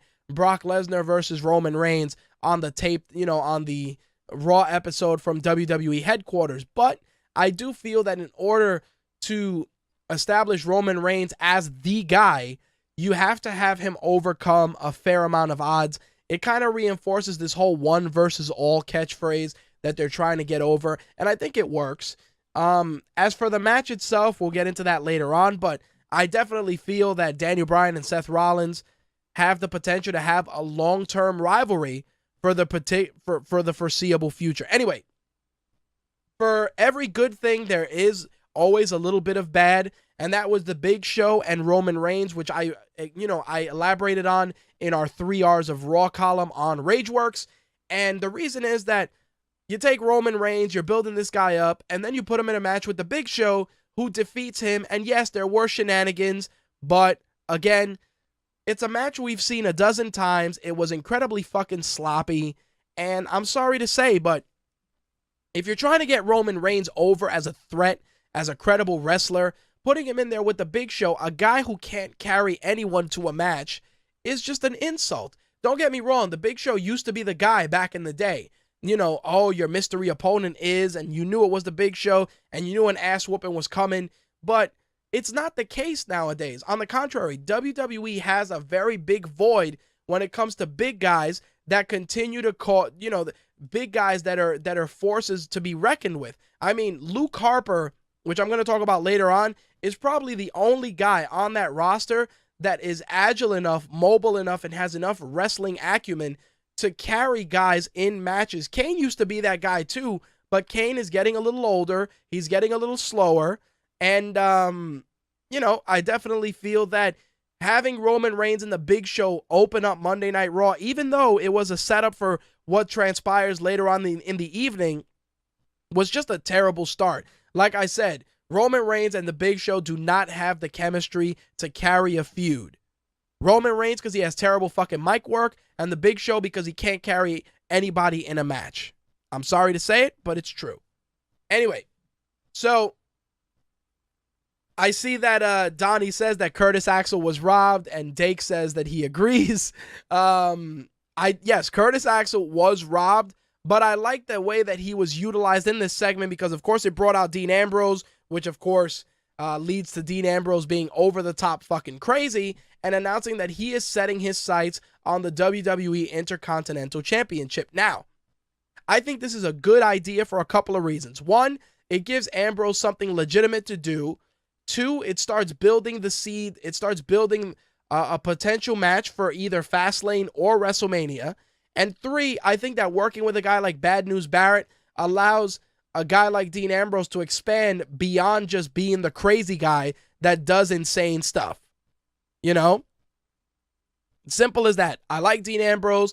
I do feel that sometimes they don't know how to gauge or how to monitor his level of crazy. And the reason I say this is because when you look at Dean Ambrose, you see shades of Brian Pillman, you see shades of Heath Ledger's Joker, and there, my friends, is the true problem. And I say this because when Dean Ambrose was being maniacal and a little crazy as a member of the Shield, there were a lot of parallels to Heath Ledger's Joker, and it worked. Then he started sprinkling in a little bit more of Brian Pillman's loose cannon character, and then just being extra over the top, which took him from a level of complete psychopath to comedic crazy guy. And that's not what you want. You want a guy like Dean Ambrose to have that presence of, holy shit, this guy's out of his mind and he's going to fuck shit up. Unfortunately, WWE spending more time making Dean Ambrose a caricature of crazy instead of making him legitimate crazy. And the reason I say this is because when you look at a guy like Bray Wyatt, a guy who embodies evil, he's supposed to be this evil, malicious, diabolical persona, and they've done a good job with it. But what you need to do is you need to make Dean Ambrose the antithesis of that. So if Bray Wyatt is this diabolical persona, Dean Ambrose is supposed to be crazy, unhinged, as in this is the guy that's just going to walk out in the middle of a title match and knock out both opponents and steal the belt. Like that's what you want to do. Now, Dake says, is Wyatt evil, though? He's passionate. See, evil can be interpreted different ways. And the reason I say it is because Bray Wyatt's character is supposed to be this over-the-top zealot, kind of a cult leader. And again, evil is relative in the sense that people have different understandings of evil. Like when he was feuding with Dean Ambrose, I felt that was more evil, more diabolical, versus maybe his feud with Daniel Bryan, which was more kind of cult-like, trying to bring him into the fold. And, Lucha Ali says he could easily switch over to face and keep the same persona. Yes, he can. Bray Wyatt is in a very unique situation where he can actually play that out, and he works it. He works that gray area of character development that works. And I think Dean Ambrose should be that. It should be, it's like for every Spider-Man, there's a Venom. For every Batman, there's a Joker. But you got to remember, for every Venom, there's a Carnage. And that's what I'm saying, you got to have a different level of crazy. So if Bray Wyatt is Venom, well, correction, if Dean Ambrose is Venom, then Bray Wyatt is Carnage. Like, that's how it has to be. And I feel that WWE just doesn't know how to temper that with, with the way it works. And that's what I'm saying. Like every heel has their face, their ultimate rival. But every heel should have another heel who just is out to be that top bad guy. And I say this because think about this. When Randy Orton was running around punting people in the head, dude was at the top of the food chain of badass. This is the guy that punted Stephanie McMahon, punted Vince McMahon, just completely over the top. But this was also a guy that when he was the legend killer, he was trying to upstage the rated R superstar in Edge. And that led to a lot of crazy things, of course, led to rated R KO as well. But think about it. For every villain, there has to be a villain that's willing to go the extra mile. The same thing with every hero. In the sense of that parallel, you have John Cena. He's your good guy. He's your Captain America. He's your Superman. He's that guy. If you're trying to build Roman Reigns up as the next guy, then you need to build up Roman Reigns as the Punisher, as the guy that, goes the extra route, is a little more aggressive, is a little more dangerous, is a little more hungry. That's how you gotta look at it. You have to look at it that way. And that's the problem with WWE's booking philosophy. It almost feels like every guy is stuck in the orbit of John Cena or Brock Lesnar. Guys like Seth Rollins, guys like Daniel Bryan, they're breaking outside of that conventional mold. And that's because the fans are forcing WWE to acknowledge that. But it's true. There's a lot of outside stuff when you look at it that could be maximized better. Like Rusev. Rusev is probably one of the better bad guys they got, but his character fluctuates between, typical foreign bad guy and just genuine badass.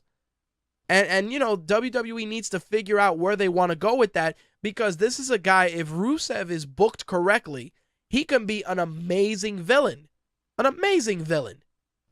He's got the athleticism, the pedigree, he's got the look. It works. But if you don't put him in meaningful feuds with guys that are going to bring that same level of intensity, it's not going to help anybody.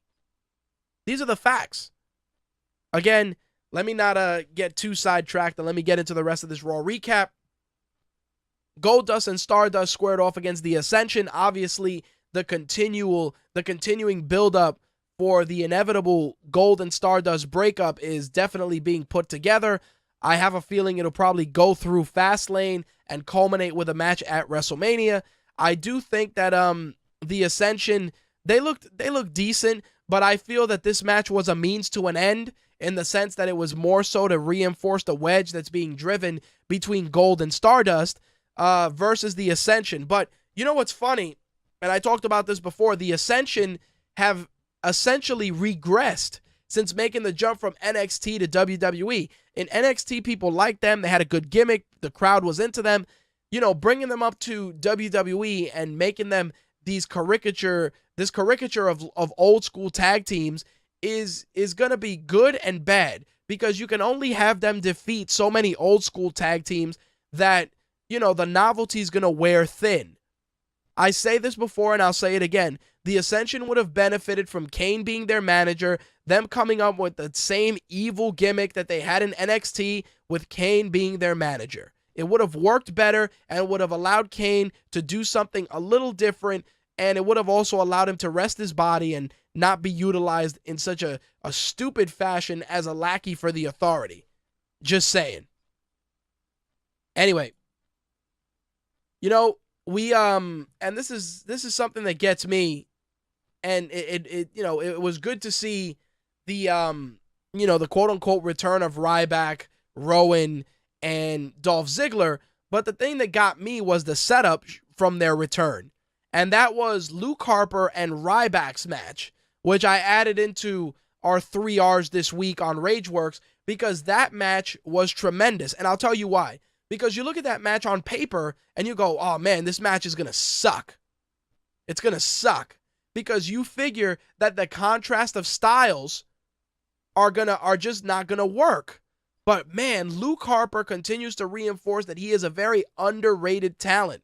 This guy can do a moonsault, a Hurricane Rana, a standing drop kick, just beautiful work, beautiful technique, and he worked well with Ryback. On the contrary, I said to myself, damn, a feud between these two guys wouldn't be bad.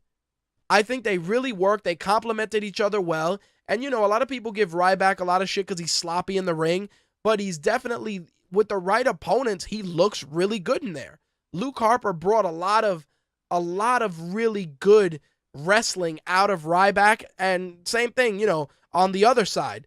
The match was really good. I thoroughly enjoyed it, and I think that if you give these guys a decent feud and a little more time, they're probably going to tear the house down. Now, Donnie says the Ascension, to which Dake says they're so bad. Donnie then adds, if they would have just come in and beat ass and shut up, they would be better. This is true. Lucha Lee adds, here's what I envisioned. During the tag match at the Royal Rumble, the lights go out, Undertaker comes out, mist and all, then the Ascension music hits and they tear up the tag team division. I could have rocked with that, man. Kind of like when the Acolytes came out with the Undertaker before they became the APA. Shit, that works for me. But like I said, I think it would have just been better to utilize somebody like Kane, who's kind of in that, you know, that dark persona that would work well with the Ascension. But again, sadly, you know, Armchair Booking 101, you know, we talk about it, but unfortunately the WWE will not be about it. Simple as that. Anyway, Cesaro and Jimmy Uso, of course, this is the build-up to the inevitable Cesaro-Tyson Kidd tag team title match against the Usos. The match itself was really good. I really liked the finish with Jey Uso going for the dive. Was it Jey? Jimmy Uso going for the dive and being hit with the pretty much the dragon punch from Cesaro. Really nice finish to the match. A beautiful uppercut. Cesaro definitely getting a little bit more attention as of late due to his partnership with Tyson Kidd, and I think it works. Again, even though I don't like the tie-in to Total Divas, I do feel that the match itself was incredibly solid. Like I said, I liked Cesaro's technique in that match. I like the European uppercut finished, or as I pretty much called it, the Shoryuken finish in that match. I thought it was great. Like I said, it's all about doing and maximizing the most out of Cesaro and Kidd, And while they are a welcome addition to the tag team division, it's a matter of adding more teams to give us more matches on a consistent basis. Is that going to be the case? We can only wait and see. So we get a backstage segment with Miz and Mizdow, of course. This is the inevitable setup to Miz and Mizdow breaking up, with Mizdow and Miz probably either facing off at Fastlane or at WrestleMania. I don't have a problem with this, but here's my question. If Mizdow is going to turn on the Miz, does he go back to being Damien Sandow? And if so, what will his gimmick be? And the reason I say this is because Damien Sandow was a great character, a great gimmick, and, you know, it evolved into Damien Mizdow, and it's been good, but once you break them up, what do you do with Damien Sandow at that point? Because that's my concern. It's not so much the feud or the match itself, but it's the outcome. It's what happens afterwards. And there, my friends, is the question that everyone should be talking about. What happens to Damien Sandow after you separate him from The Miz? Does he go back to being, you know, the genius Damien Sandow? Does he get another character change and become something else? Does he, you know, become the chameleon and come out as a different wrestler every week and use their moveset? I don't know. But all I do know is that if it's not handled correctly, you're going to take all that build-up for Mizdow and you're going to essentially flush it down the toilet. It's pretty much it. I hate to say it, but it's true. Dolph Ziggler took on Bray Wyatt in a very, very solid match. I really enjoyed it. I thought there was great chemistry between these guys. I do feel that they would probably have a good feud as well. Great work. I enjoyed, you know, Dolph Ziggler definitely made Bray Wyatt look like $1 million. But, you know, Bray Wyatt as well, he's continuing to be booked strong for the rumored Undertaker match. Again, don't quote me on that. That's what the various websites are saying. I like the match, and I like the build-up, and I also like the video promo from Bray Wyatt later on in the broadcast. I do feel that it's a great setup, and if Bray Wyatt is facing The Undertaker at Mania, I think it would be a great way to transition Bray Wyatt into the new phenom, you know, the new paranormal force in the WWE, and I think that taking on The Undertaker is a tremendous challenge, and I think that he's probably one of the few guys that can help The Undertaker have a pretty good match. Of course, we'd all love to see The Undertaker and Sting square off, but that match would be 10 years too late, and those guys, both of them are hammered, you know, they're destroyed with injuries. I don't think the match would be as enjoyable as we all would hope. From a nostalgic standpoint, I'd love it, don't get me wrong, but from just a safety standpoint, it just wouldn't be right to have these guys go out there and throw together a match when they can barely function as is. Again, Undertaker, Bray Wyatt, Sting, Triple H, it works.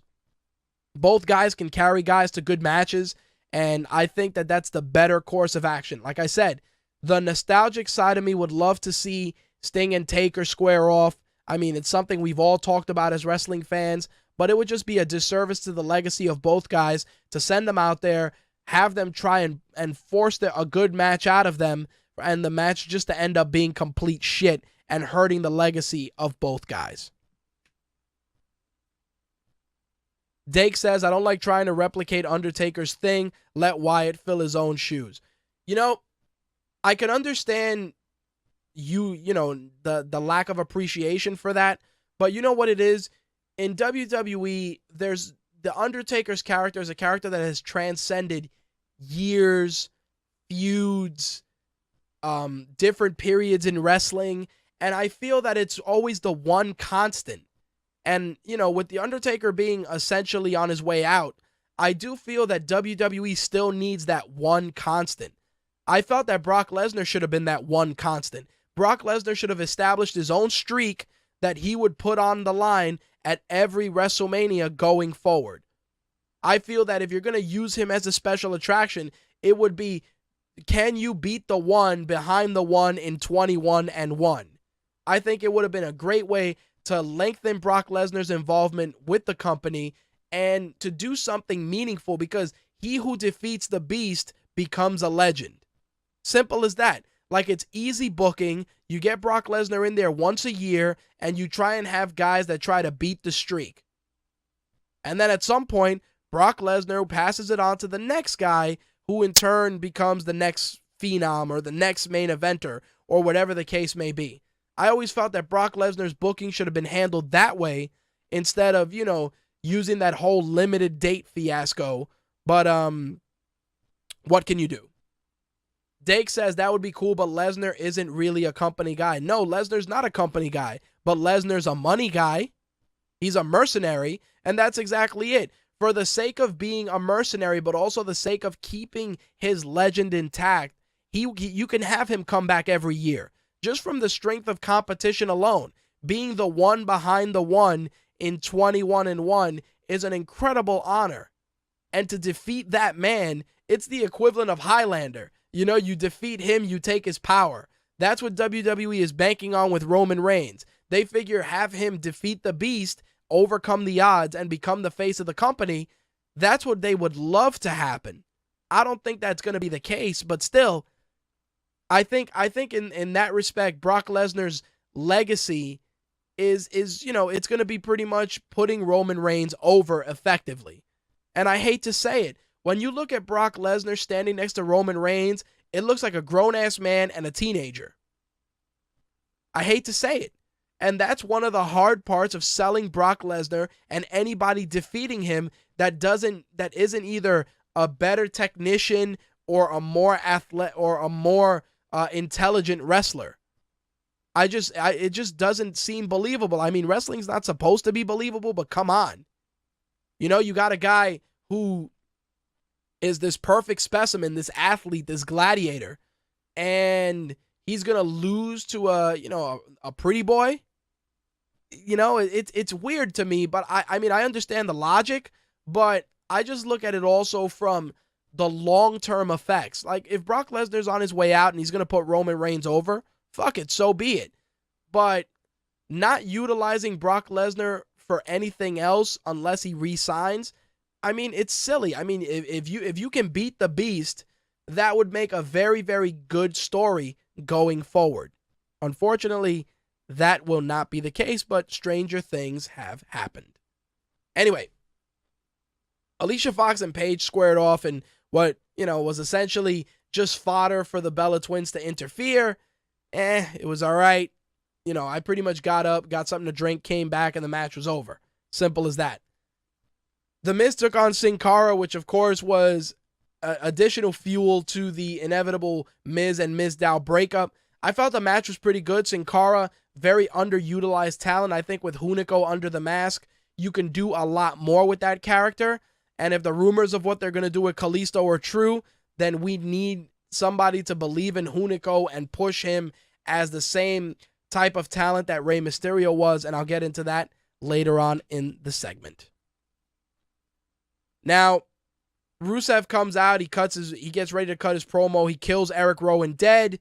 The flag, the Russian flag doesn't come down, which I actually appreciated because that actually showed how well Lana and Rusev work at improv, because the flag didn't come down and they actually utilized that to be frustrated and angry because they kind of felt that John Cena was behind it. It was very well done. It was good planning on their part, and again, it was great improvisation from both Rusev and Lana in that instance. Definitely was. Lucha Lee says, you're not talking about... Yeah, I do want to talk about that, and I've heard reports of it being false, Lucha, but I do want to talk about it because it's so god-awful that it needs to be addressed. It needs to be addressed, man. It has to.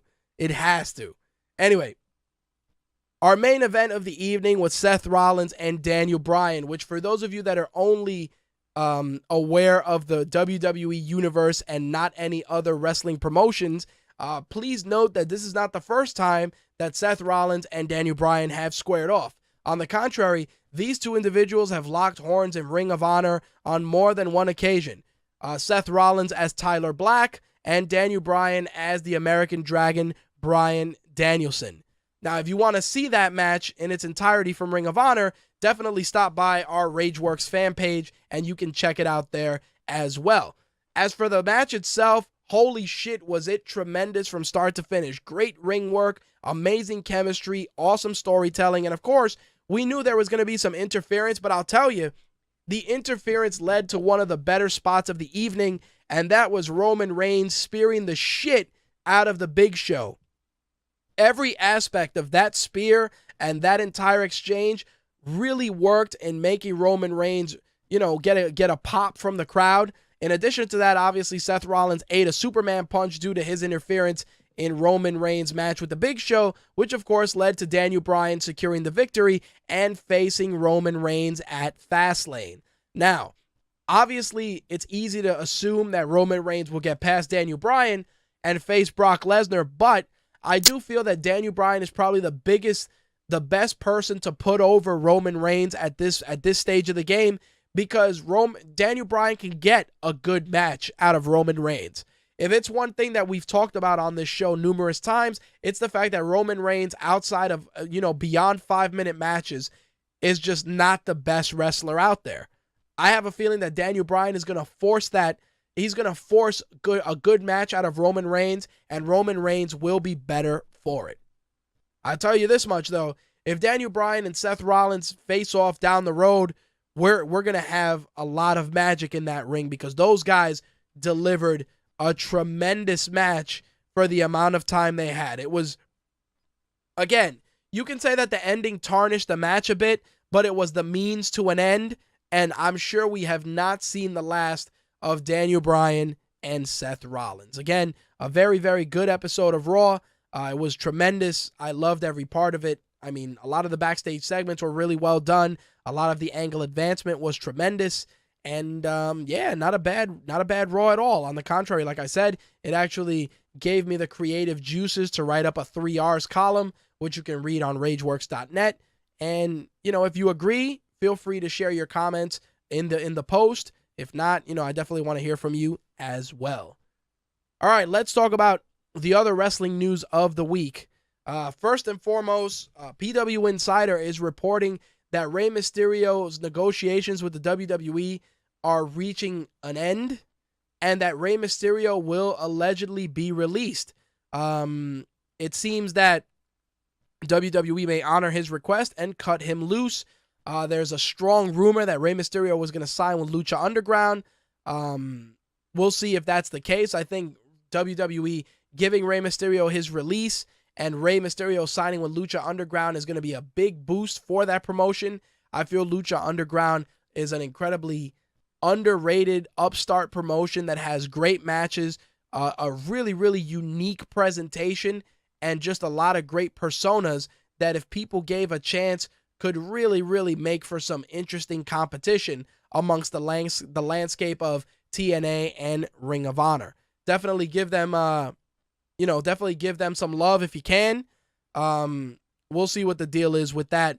I really want people to try and support Lucha Underground. If you got the El Rey Network, check them out.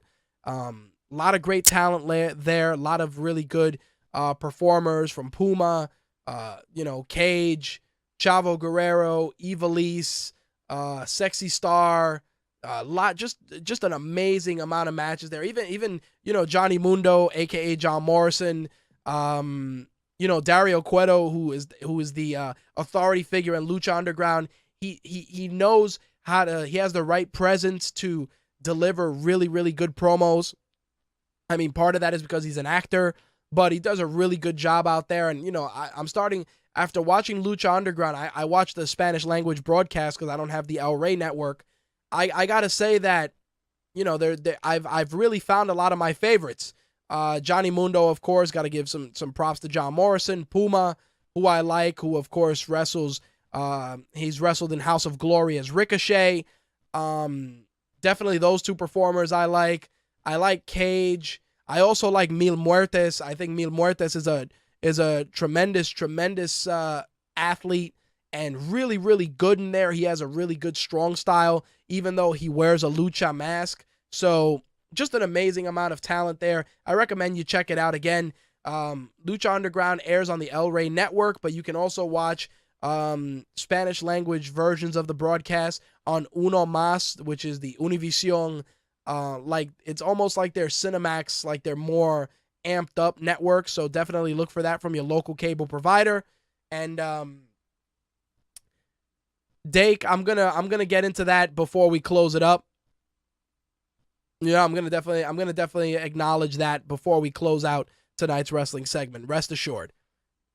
All right, so a couple of weeks ago, we talked about WWE signing a deal with Tap Out. Of course, Tap Out, many of you know as the premier MMA brand, originally started by Charles Mask Lewis. Of course, their relationship with the UFC was a relationship that, has been beneficial to both sides. But of course, with the UFC signing an exclusive deal with Reebok, I'm sure that Tap Out is looking for new partners. And all signs point to WWE and Tap Out working together. And allegedly, the deal is almost done. And the announcement is pretty much, a matter of days at this point. Again, don't quote me on it. The rumors are very strong that Tap Out and WWE have established a partnership.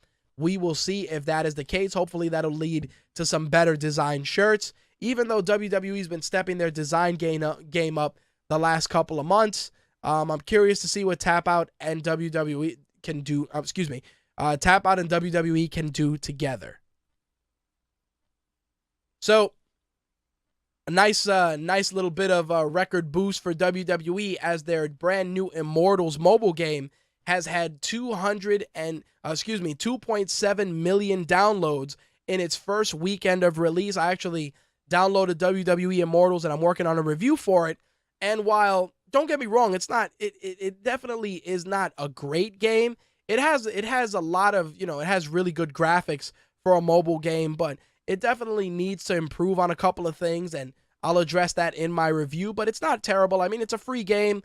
Check it out if you have it. You can find it for iOS and for Android devices. Of course, for iOS on iTunes and for iOS, for iOS on iTunes and for Android, head over to the Google Play Store and look up WWE Immortals there.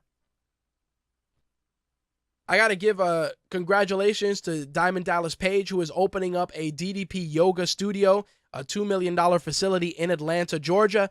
This is going to be a full-time performance center for DDP Yoga.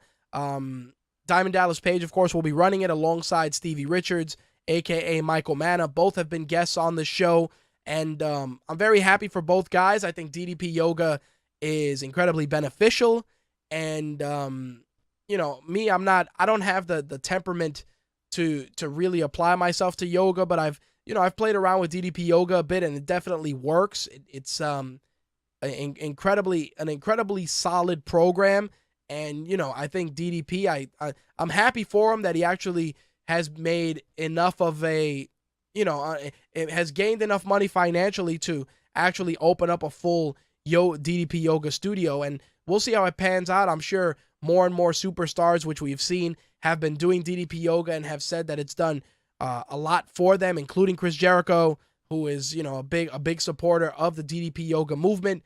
So definitely congrats are in order for Diamond Dallas Page, and of course Stevie Richards, aka Michael Manna. Got to give a shout out also to our boy Lucha Lee, who is throwing his hat back in the proverbial pro wrestling ring. He actually just let me know in the chat that he completed his first week of pro wrestling training. And, it's been 14 and a half years since he got in there in the squared circle, and he's jumping back into the swing of things. So happy for Lucha Lee, and we'll see what happens. You never know. We might see him on a future installment of Tough Enough, or maybe doing a run-in on Lucha Underground. We'll see what happens, but definitely props to him as well. All right, so one of the big stories we talked about last week was Justin Gabriel asking for his release before the Royal Rumble and getting the release. Of course, Justin Gabriel has gone on to start taking dates on the Independent as PJ Black, but some new stories came out courtesy of PW Insider and WrestleZone. They are bringing Tough Enough back, Dake. They are. No official date yet, but they are bringing it back. Anyway, with regards to Justin Gabriel, what they're saying was that he came to the arena. He asked if they had anything for him for the Rumble. He said no. he left the arena, went sightseeing, came back, asked if they had anything for him later on in the day. He said no. They said no. So he decided, he left the arena, didn't tell anybody, and booked a flight home. While he was waiting for a connecting flight, allegedly, he got a call from WWE Talent Relations head Mark Carrano, who's asked Gabriel where he was at and said that there was an intent to use him in a segment for Raw that night. Gabriel told Carrano that he had left the arena and that he was quitting WWE. So definitely an interesting turn of events. Of course, WWE officials are not happy with the way Justin Gabriel left, but they did honor his request and release him from his contract. I will say this, Justin Gabriel was incredibly underutilized in WWE. He had the look, he had a marketable look to him, really good background, amazing moveset. His mic work wasn't great, but that's something that could be improved on, or you could have given him a manager. I mean, his relationship with Tyson Kidd, I was expecting to lead to a decent tag team down the road. Of course, that was not the case, but I'm sure sooner rather than later we'll see Justin Gabriel back in a promotion, either Lucha Underground or Ring of Honor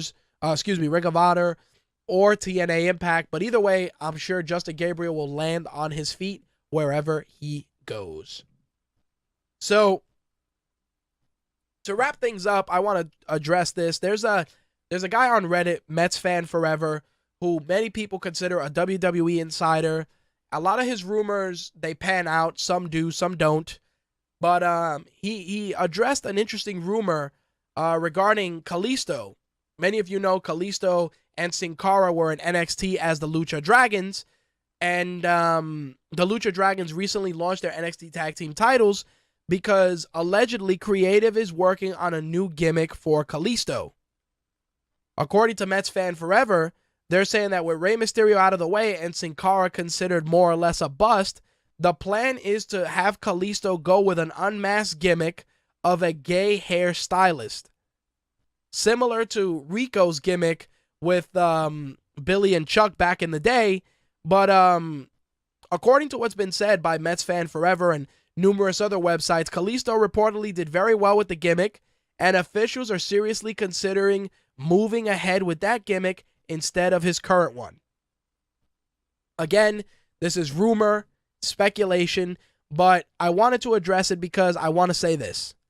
If you're giving up Rey Mysterio, one of the things that children love are masked wrestlers. Kids love them, you sell a ton of merchandise, and it just works. Kalisto has a really good look, marketable, has an awesome mask, and, you can do a lot with that character. And the fact that you're even, the rumor is that they want to put him in this gimmick. I mean, again, there's nothing wrong with being a gay hairstylist. Whatever. Who cares? It's 2014. But let's be realistic. You hired this guy for his lucha pedigree and his crowd appeal by wearing a mask. And if it's true, I just feel that it's just a poor choice by WWE Creative. Again, it's a rumor. Don't quote me on it, but it's a rumor that I'm not happy with because I feel Kalisto is marketable just the way he is. In a company where we have no masked wrestlers, I mean, other than Sin Cara, which, considering that the original guy botched the gimmick so terribly and Hunico has salvaged it, I really feel there's a tremendous upside with Kalisto. And hell, I would have called the Lucha Dragons up as a tag team. In a division that's light on teams right now, I do feel that the Lucha Dragons would have been a great addition to the roster. But alas, that may not be the case. Again, Mets Fan Forever, his rumors, they occasionally pan out. I'd like to say he has a 70% success rate, but again, it's a rumor that I needed to address because it really got under my skin. Lucha Lee says Los Matadores are masked wrestlers. Yeah, okay. If by mask you mean do-rags with holes in them, sure. Dake says Kane is my favorite masked luchador. Sure, I could live with that. and El Torito. Fuck that guy. But seriously, I mean, you want to move merchandise, WWE. If Rey Mysterio's on his way out, you have a guy who's younger, more athletic, not hampered by injuries, that you can market as your next Rey Mysterio. Seriously. We'll see what happens. But I figured that would be a good way to close out because it's a rumor that I've seen on numerous sites, and it really, really bugged me because, like I said, you got a gimmick that works. All you got to do is tighten it up a little bit, give him a badass entrance, and send him on his way. Unfortunately, when it comes to creative and WWE, nothing shocks me. We'll see what happens in the coming weeks. As always, if I hear anything else, you can see it on Rageworks or on My Take Radio's fan pages and, of course, on Twitter as well. Anyway, that is going to wrap up this week's show. A couple of things before we head out. Like I said, we had no video for this week's broadcast, but I did record video for this show, which will be on our YouTube channels, either youtube.com/MyTakeRadio or youtube.com/official Rageworks, and you can watch video for this episode there. As always, best way to get My Take Radio is to subscribe via iTunes, Stitcher, or TuneIn Radio. If you're getting the shows via iTunes, please take a moment and rate the show. 5-star reviews are always appreciated, and if you could write a little something, that will help us out as well. The best My Take Radio experience, though, outside of subscribing, is by picking up the official My Take Radio app, available for Android, iOS, and Windows mobile devices. You get 96K stereo episodes of the show, including mobile wallpapers and other exclusive content that we give to app owners before releasing to the general public. Like I said, for Android, you can find it in the Amazon Marketplace. For iOS, you're going to get it in iTunes. And for Windows, you're going to go to the Windows Mobile Store. My Take Radio returns later on today, Thursday at 11 p.m. Eastern, 8 p.m. Pacific, for our Gaming and Entertainment Edition. On behalf of myself, Slick, and the rest of the MTR crew, I will see you guys later. Make sure to check out RageWorks.net for all the latest with regards to My Take Radio and any of the other shows on the RageWorks network. Thank you guys for tuning in. I am out of here. Peace. I'm rich, biatch! That's all, folks.